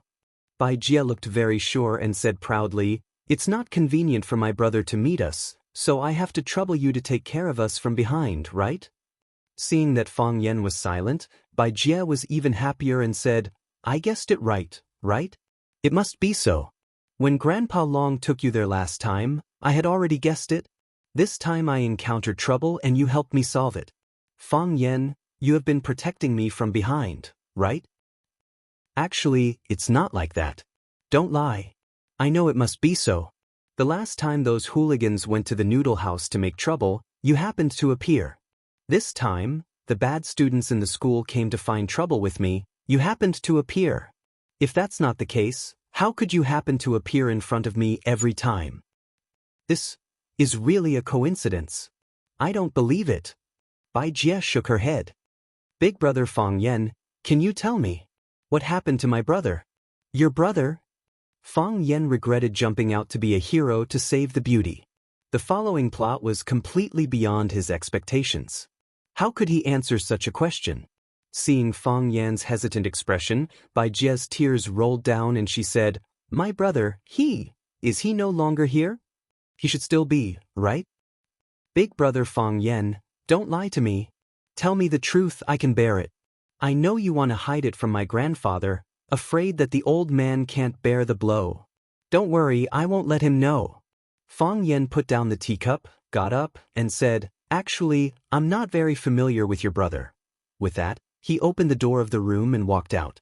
Bai Jie looked at Fang Yan's back and cried even more sadly. Her brother must have met with an accident. Bai Jie felt that her life was so bitter. The most bitter thing was, why did she have to be called Bai Jie? Fang Yan found a Xianxia crock soup shop on the roadside and went in to drink a bowl of bitter gourd soup to calm himself down. He felt that his inner fire had risen so much that his body was about to burn. After eating the soup, when Fang Yan was about to go out to take a taxi back, he found that there was already a luxury car waiting at the door. Mu Ying, who was wearing an expensive suit, once again became the focus of the crowd. Everyone's eyes were focused on Mu Ying and the luxury Rolls-Royce behind him. When they saw Fang Yan walk towards the luxury car step by step and saw Mu Ying bow slightly to him and open the door for him, the customers who were sitting next to him at the table and eating pork trotter rice and bitter gourd soup all widened their eyes. He's too pretentious, they thought in their hearts. The shop owner chased after them and took out his phone with his greasy hand to take photos of Fang Yan's back and the luxury car. He wanted to print out the photos and hang them in the shop to tell the other customers that even young masters who drove Rolls-Royce liked to eat his pork trotter rice. Oh right, he also wanted to prepare a 99 yuan Rolls-Royce meal. When Fang Yan returned to Qin Etienne's villa, the housekeeper Coco told Fang Yan that Miss Bai had returned and was enjoying the hot spring in the backyard. He asked Fang Yan to go there directly. Fang Yan thought for a moment and walked toward the backyard. Qin Etienne's body was soaking in the hot spring with 2 cucumber slices on his eyelids. No wonder Fang Yan always thought that Qin Etienne's skin was so good. It would be strange if his skin wasn't good after soaking in the hot spring for so long every day.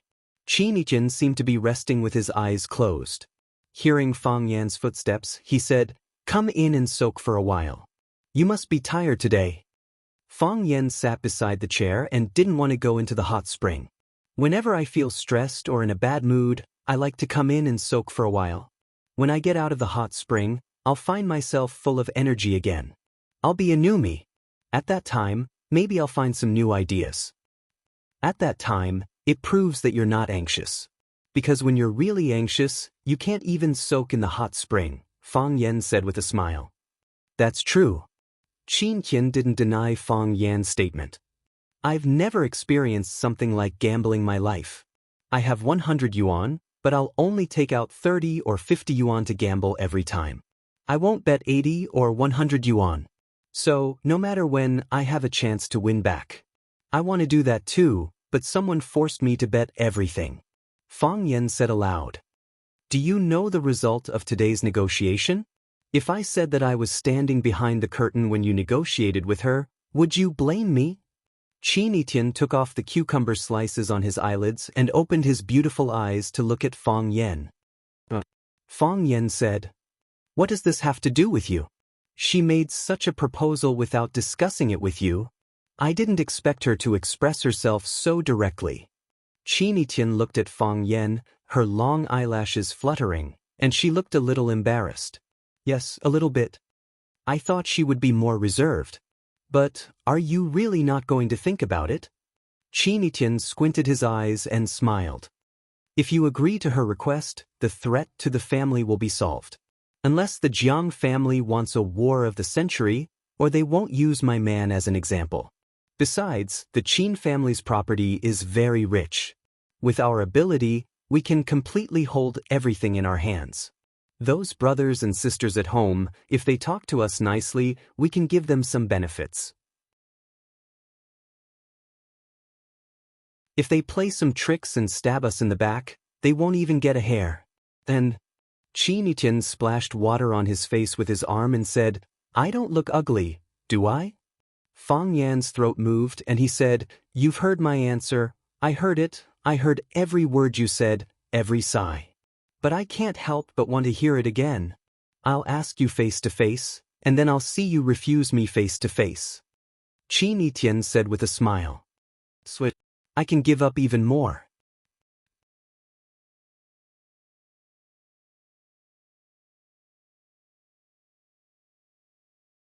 Chapter 792.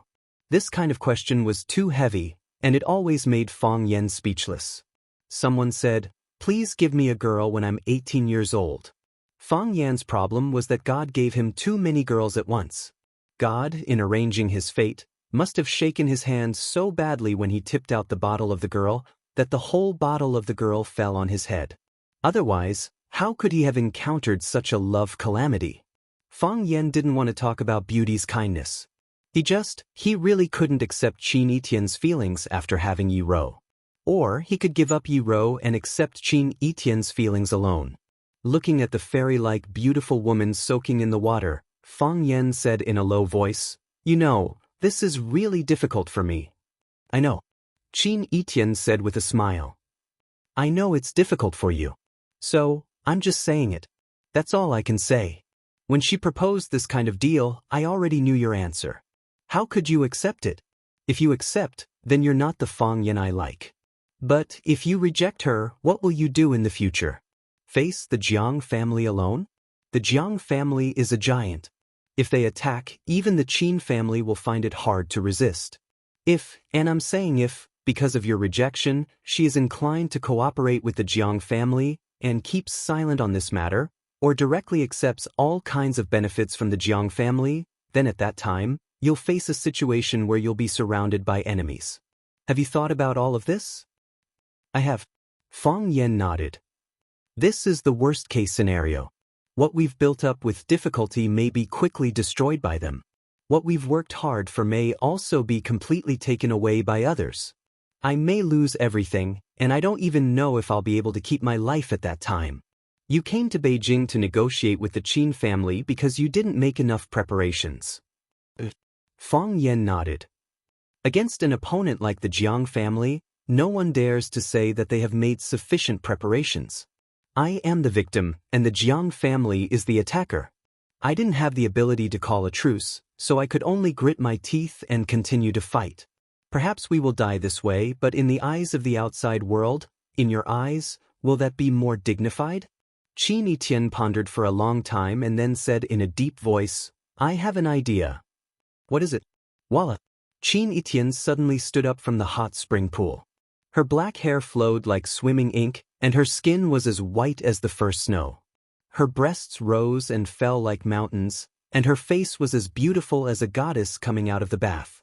She was completely naked, revealing the most precious part of a young girl in front of Fang Yan.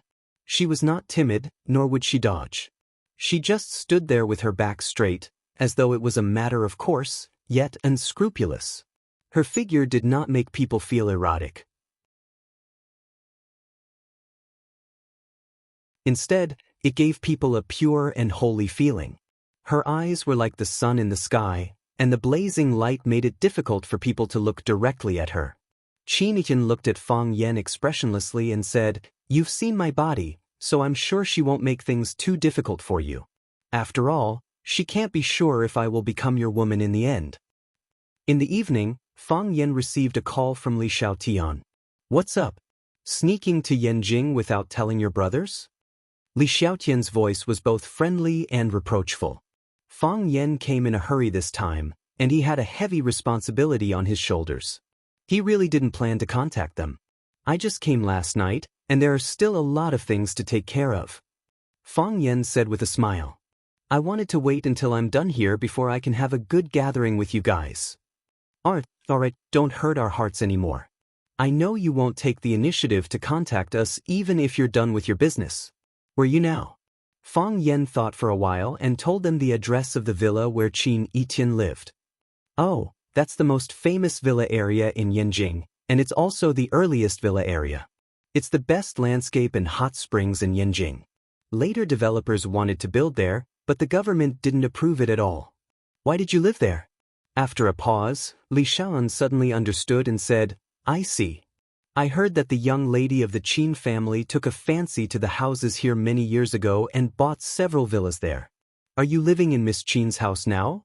Fang Yan glanced at Qin Etienne, who was leisurely drinking coffee and reading a magazine on the opposite side, and asked, What's the matter? It seems that you acquiesced. Nothing, I just want to know if you're free tonight. No, Fang Yan said. I've booked a private room in the Garden Hotel. Come here at 7 o'clock in the evening. Li Xiaotian said. I'll send you the address and the number of the private room later. See you there. I may not be free tonight. Bip bip.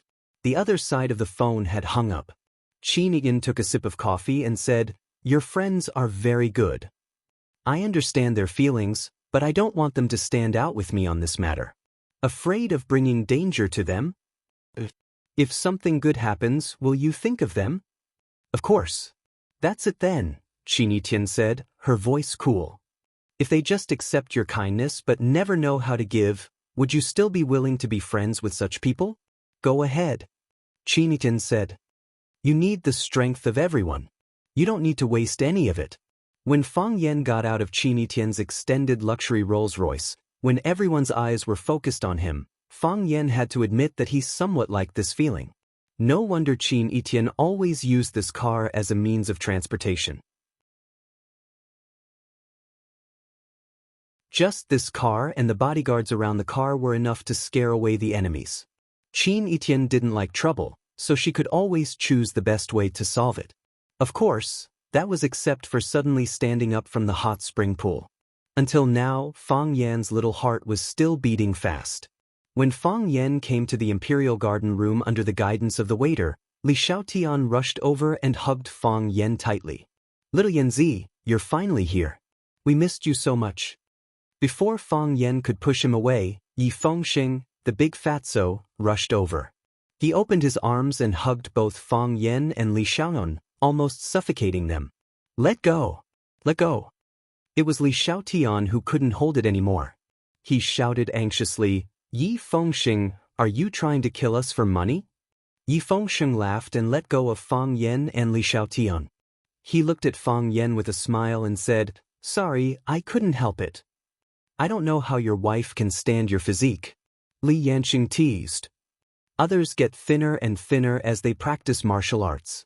You, on the other hand, have trained yourself into a body full of fat. Li Yanqing patted Fang Yan's shoulder and asked with a smile, "Are you okay?" "I'm fine," Fang Yan said with a smile. The devil's incarnation, Wang Kaixin, walked over and cursed, "The Jiang family is going too far. If they infuriate me, I'll burn down that shabby mansion of theirs. Don't think I haven't scouted the place. You're just shooting your mouth off. If you really dare to do that, I'll write my name backwards." "Your name backwards is called Jingrua?" Fang Yan allowed them to fight by the side, his gaze fixed on the man who was looking at him with a smile. Compared to when he left, the man's eyes were deeper, and the contours of his face were deeper. Because of the long period of exposure to the sea breeze, his skin had become bronze. He had a stocky build and looked like a bodybuilder. His smile was warm and looked clean and pure. However, there was a murderous aura around him. It was as if it could break through the skin and give the enemy a storm-like attack. "When did you come back?" Fang Yan asked the man. He didn't think that he would come back. He didn't think that they would meet here. Meeting old friends was, after all, a joyous occasion. "Yesterday," Zhu Ziden said with a smile. "Because of me?" Fang Yan asked. "Because of us," Zhu Ziden said. 3 years ago, because of the incident at the Maple Leaf Club, Yi Daoling began to value the abilities of these young people. He disrupted all these people and sent them to places where they could display their strengths. Zhu Ziden's martial arts path had never broken through, so he was sent to the dangerous North Sea to guard. There was no news of him for several years. The sea was vast, and it was impossible to find a person. However, he didn't know who called him, or perhaps it was telepathy between brothers. He rushed back at the most dangerous and difficult time for Fang Yan. Together with the other partners of Swallow Dock, he firmly stood behind Fang Yan. They were the Swallow Dock's male god team, an invincible team of brothers. Fang Yan looked at Zhu Ziden's eyes and said with a smile, "Looks like you've made great progress." Zhu Ziden nodded and said, "I've been killing in the North Sea for 3 years. The invaders or various sea beasts are returning. It's time to use my sword." Fang Yan reached out and hugged Zhu Ziden in his arms. "Welcome home."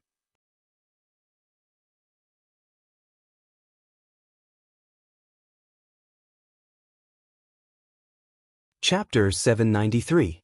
Teacherson, Dan Qiusheng, please pour in the wine, don't stop. I will sing a song with you, please listen to it for me. Bells, drums, dishes, and jade are not expensive, but I hope to be drunk forever and never wake up. Since ancient times, sages have been lonely, only those who drink leave their names. Although Wang Kaixin was a devil incarnate, his voice was very deep and powerful, and the song that came out from his smoky voice was very infectious. At first, he was singing alone, but then Ruan Jing and Yi Fengxing sang along. In the end, everyone sang along. After the song ended, Yi Fengxing shouted to drink, and everyone picked up their bowls of white wine and drank it in one gulp. Everyone present was from Swallow Dock, and the men of Swallow Dock loved wine, and their alcohol tolerance was excellent.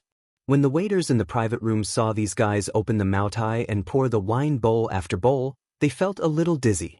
How was this drinking? They were clearly risking their lives. However, they didn't have the chance to be dizzy for too long, because very soon, everyone felt that they were in the way and directly chased them out. They poured the wine and drank it themselves. Why would they need the waiters? The gathering of friends was pure and lively. Everyone spoke freely, unscrupulously showing off and attacking each other. Zhu Ziden had guarded the North Sea for many years, and the stories that came out of her mouth were both new and strange, so she naturally became the main character of this gathering. Do you know about the sword-kissed viper? That fellow is originally born in the deep sea, and normally, it's impossible to see them. However, their venom is extremely strong, and they're not human, but they're very cunning. One night, a sword-kissed viper somehow sneaked into the crew's cabin and bit 7 of our brothers. At that time, I was sitting on the mast drinking wine, and when I heard the commotion below, I carried the wine pot and jumped down. After figuring out what was going on, I raised my long sword and chased after the viper. That animal was very cunning, and when it saw someone chasing it, it jumped into the sea, and I also jumped into the sea. Everyone held their breath, waiting for the story to continue. That animal acted as if it were its own home in the sea. That's right, it's a poisonous snake. Moreover, it had the ability to change its color. How could I find it in the pitch-black sea? I had already given up, but I didn't expect that the animal still wanted to fish in troubled waters.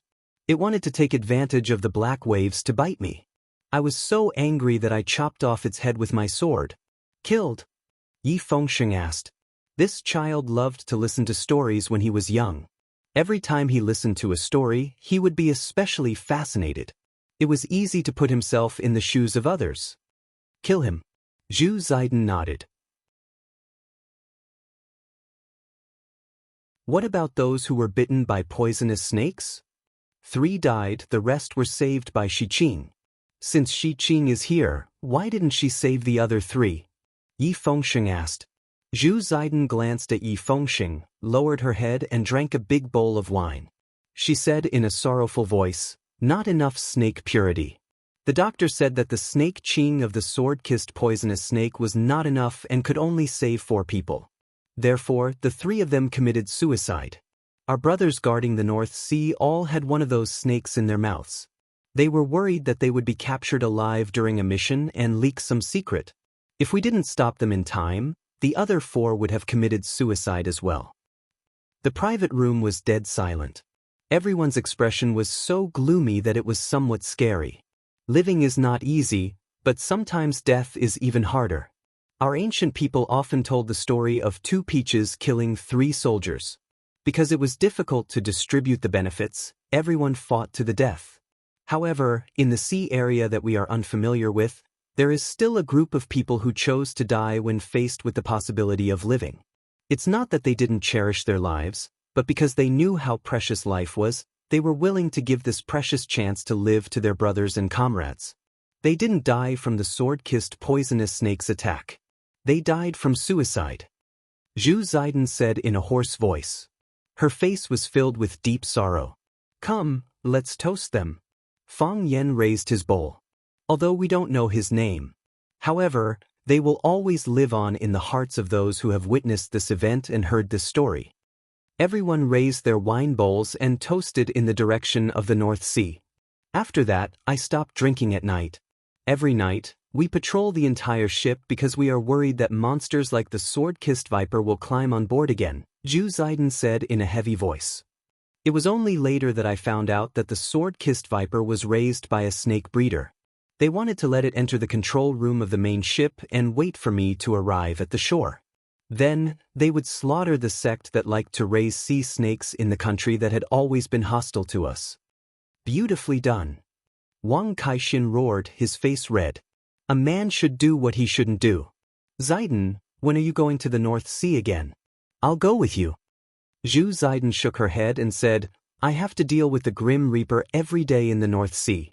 Because I know the horror of death, I yearn for this peaceful world. However, if the country needs me, I will go to the North Sea again. Victorious return, what are you saying?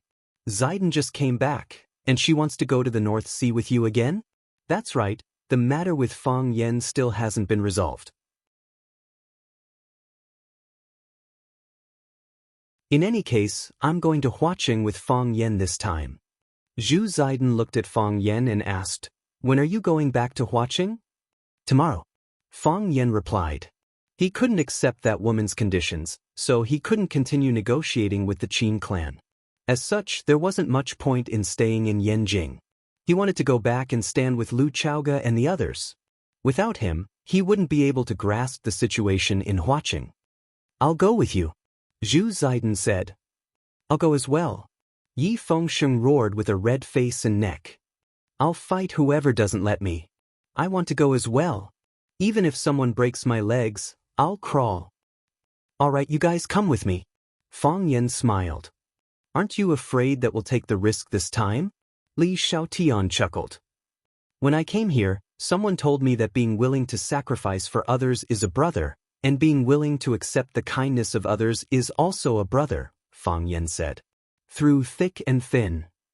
To be able to say such philosophical words, it must be a woman, and a beautiful one at that.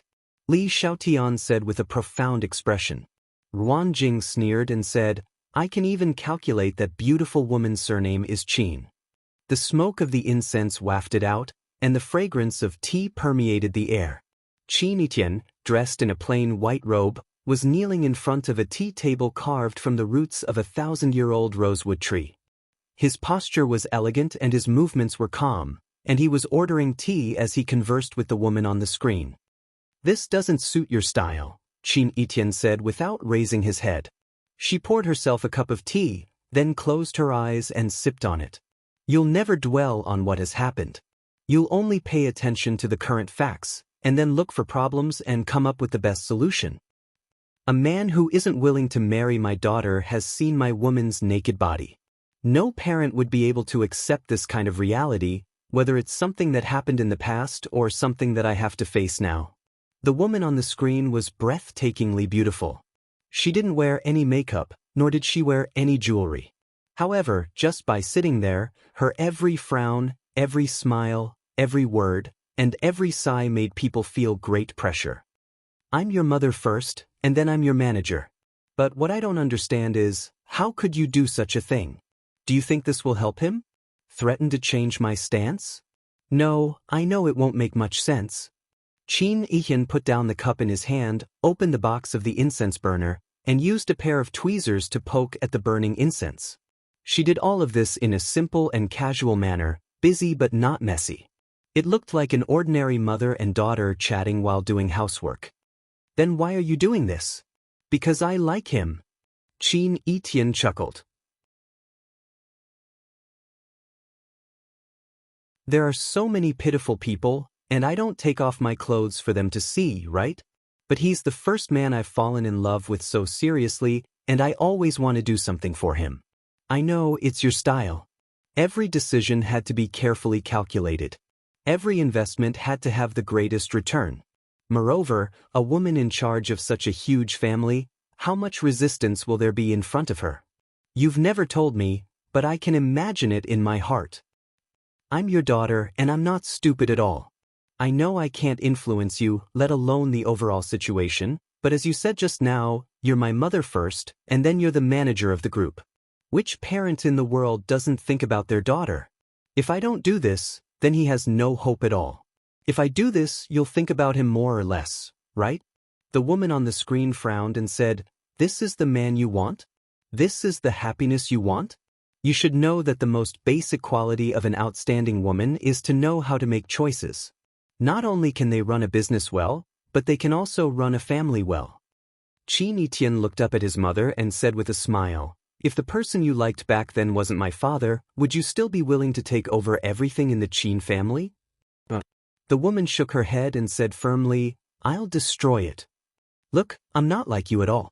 Qin Etienne said with a smile, Since I like him, other men have become heir. I've never had them, so how can I make choices? Li Xinyan pondered for a long time, looked at his daughter's delicate and dignified face, and said, I'll reject the proposal of the general family.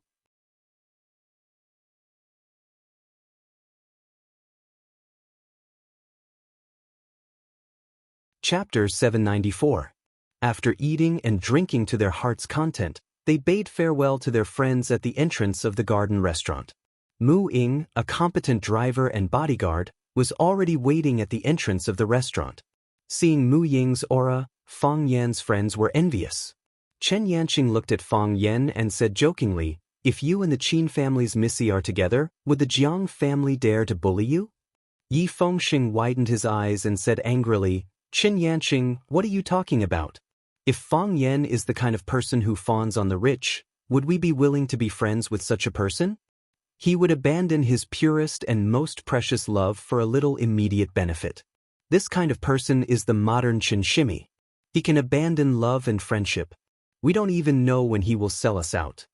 After a pause, he continued, Besides, if Fang Yan and the Qin family's Missy get together, what will happen to my sister? My sister got together with Fang Yan first.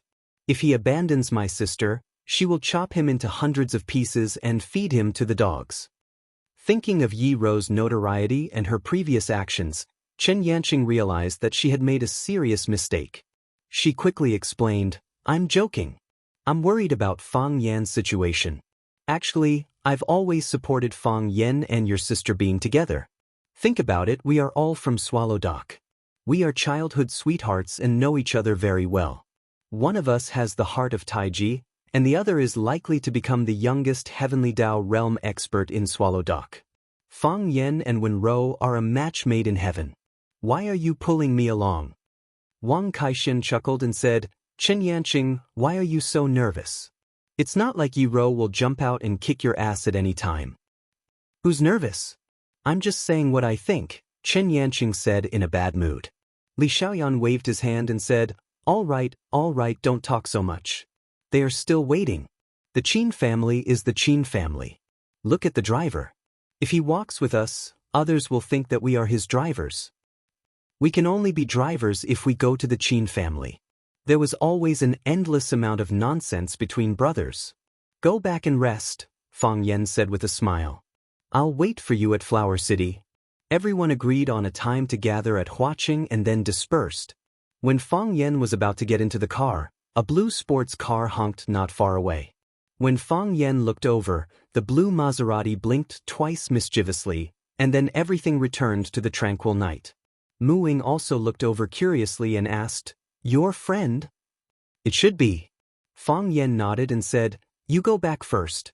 I'll go back by myself later. Mu Ying grinned and said, You want me to go back and tell Miss that you were taken away by another beautiful lady? How do you know it's a beautiful lady?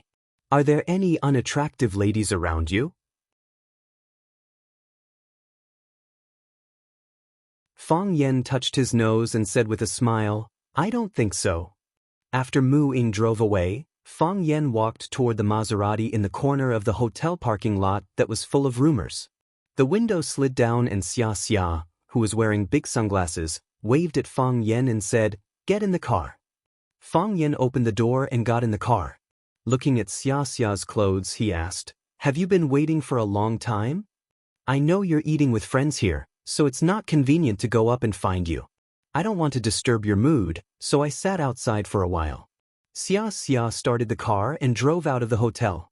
Fang Yan was moved. In this world, there weren't many men who could make a superstar like Xiaxia wait, right? Where are we going? Fang Yan asked. I'll take you to see an old man. Xia said. Fang Yan pondered, looked at Xiaxia and asked, Do you think this is good? Xiaxia said directly. Then why are you still here? I do. Although he was driving a sports car, the speed of the summer was not crazy at all. On the contrary, it was much gentler than some of the cars that Fang Yan had ridden in. Looking at the rapidly retreating night scene, Fang Yan sighed softly and said, When the disaster came, I thought I had nothing. What I could take out was pitifully little. The enemy only needed to launch a full power charge and they would be able to crush us into pieces. Only now do I understand how rich I am. With the protection of such power, no one can easily knock me down. Fang Yan, do you know why everyone is willing to help you? While driving, he had a semi-serious conversation with Fang Yan. Her expression was relaxed when she spoke, but the content of her words was very serious. Because I'm a good person? Fang Yan asked with a smile. Yes, because you're a good person. Since Xiaxia agreed with Fang Yan's joke. You're willing to help others, but you subconsciously reject their help. It's precisely because of this that everyone wants to do something for you. Then I hope that good people will be safe for the rest of their lives. Fang Yan said with a smile, but in his heart he was carefully recalling every word that Xia Chen had said. Did I help anyone? Ruan Jing was a sissy. Every time he fought with someone, he would cry and hate iron for not becoming steel. Every time he fought with someone, he would fiercely praise him. Yi Fengsheng had repeatedly failed in his pursuit of a girl. He had accompanied him to lose weight, but in the end, he had become fatter and fatter. Chen Yanqing had asked Fang Yan to teach him Tai Chi. Am I really a good person? Fang Yan couldn't help but ask such a question in his heart. Fang Yan had always known that Xia Chen's identity was not simple, but after the sports car had been inspected over and over again, He finally realized that it was not simple. Xiachen parked the car in front of the door and knocked on the wooden door of the small courtyard. The one who opened the door was a young man with delicate features. He was very excited to see Xiachen and happily shouted, "Sister Xia, you're back? The chief is playing chess in the study. Little Zhou, I brought a friend back. You don't need to accompany me," Xiaji said with a smile as he led Fang Yan to the second floor. The door to the study was open. An old man with white hair and beard was sitting in front of the desk, playing chess with himself. He was playing the simplest chess, scratching his ears and cheeks. It looked like he was stuck in the game.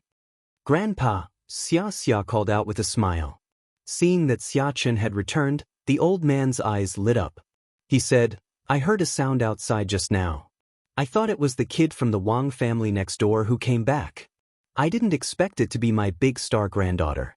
Come, help Grandpa see what I'm going to do next." Xiachen walked over to look at the chessboard and said, "Grandfather, you've forced yourself into a corner. From now on, we'll each hold one side and fight." "But I like to play chess with my precious granddaughter." The old man was overjoyed. Xiachen's chess skills were not bad, but in the end he was still defeated by his grandfather's horse. The old man laughed heartily, looked at Xiaji and said, "You purposely went easy on me at the end. Tell me, what do you want from me this time?" Xiaxia pointed at Fang Yan and said, "Grandfather, he's my friend Fang Yan." The old man's gaze swept across Fang Yan's face and said, "He's a good seedling." "Grandfather, you want to pull people into the army again? Not everyone wants to be a soldier." "You silly girl." The old man shook his head and said, "I'm looking at his eyebrows. This kid has a small stomach, but his ambition is big. His future is limitless. However, since you brought him to see me, it means that you've been in some trouble recently, right?" "Grandfather, the Jiang family is bullying others," Xiaxia said angrily. "They insist on snatching other people's things from their own homes. Do you think it's infuriating?" The old man chuckled as he looked at Fang Yan and asked, "Did you have a conflict with the Jiang family?" "Yes," Fang Yan answered honestly. He could tell that this old man was pretending to be a pig to eat a tiger. The divine light in his eyes was restrained. Nothing could escape his calculations. It's not that easy to provoke a general who cherishes his fortune. The old man sighed. "What do you think?" "What?" Fang Yan looked at old man Xia in confusion. "I'm here to ask for help. Why did you ask me what I think?"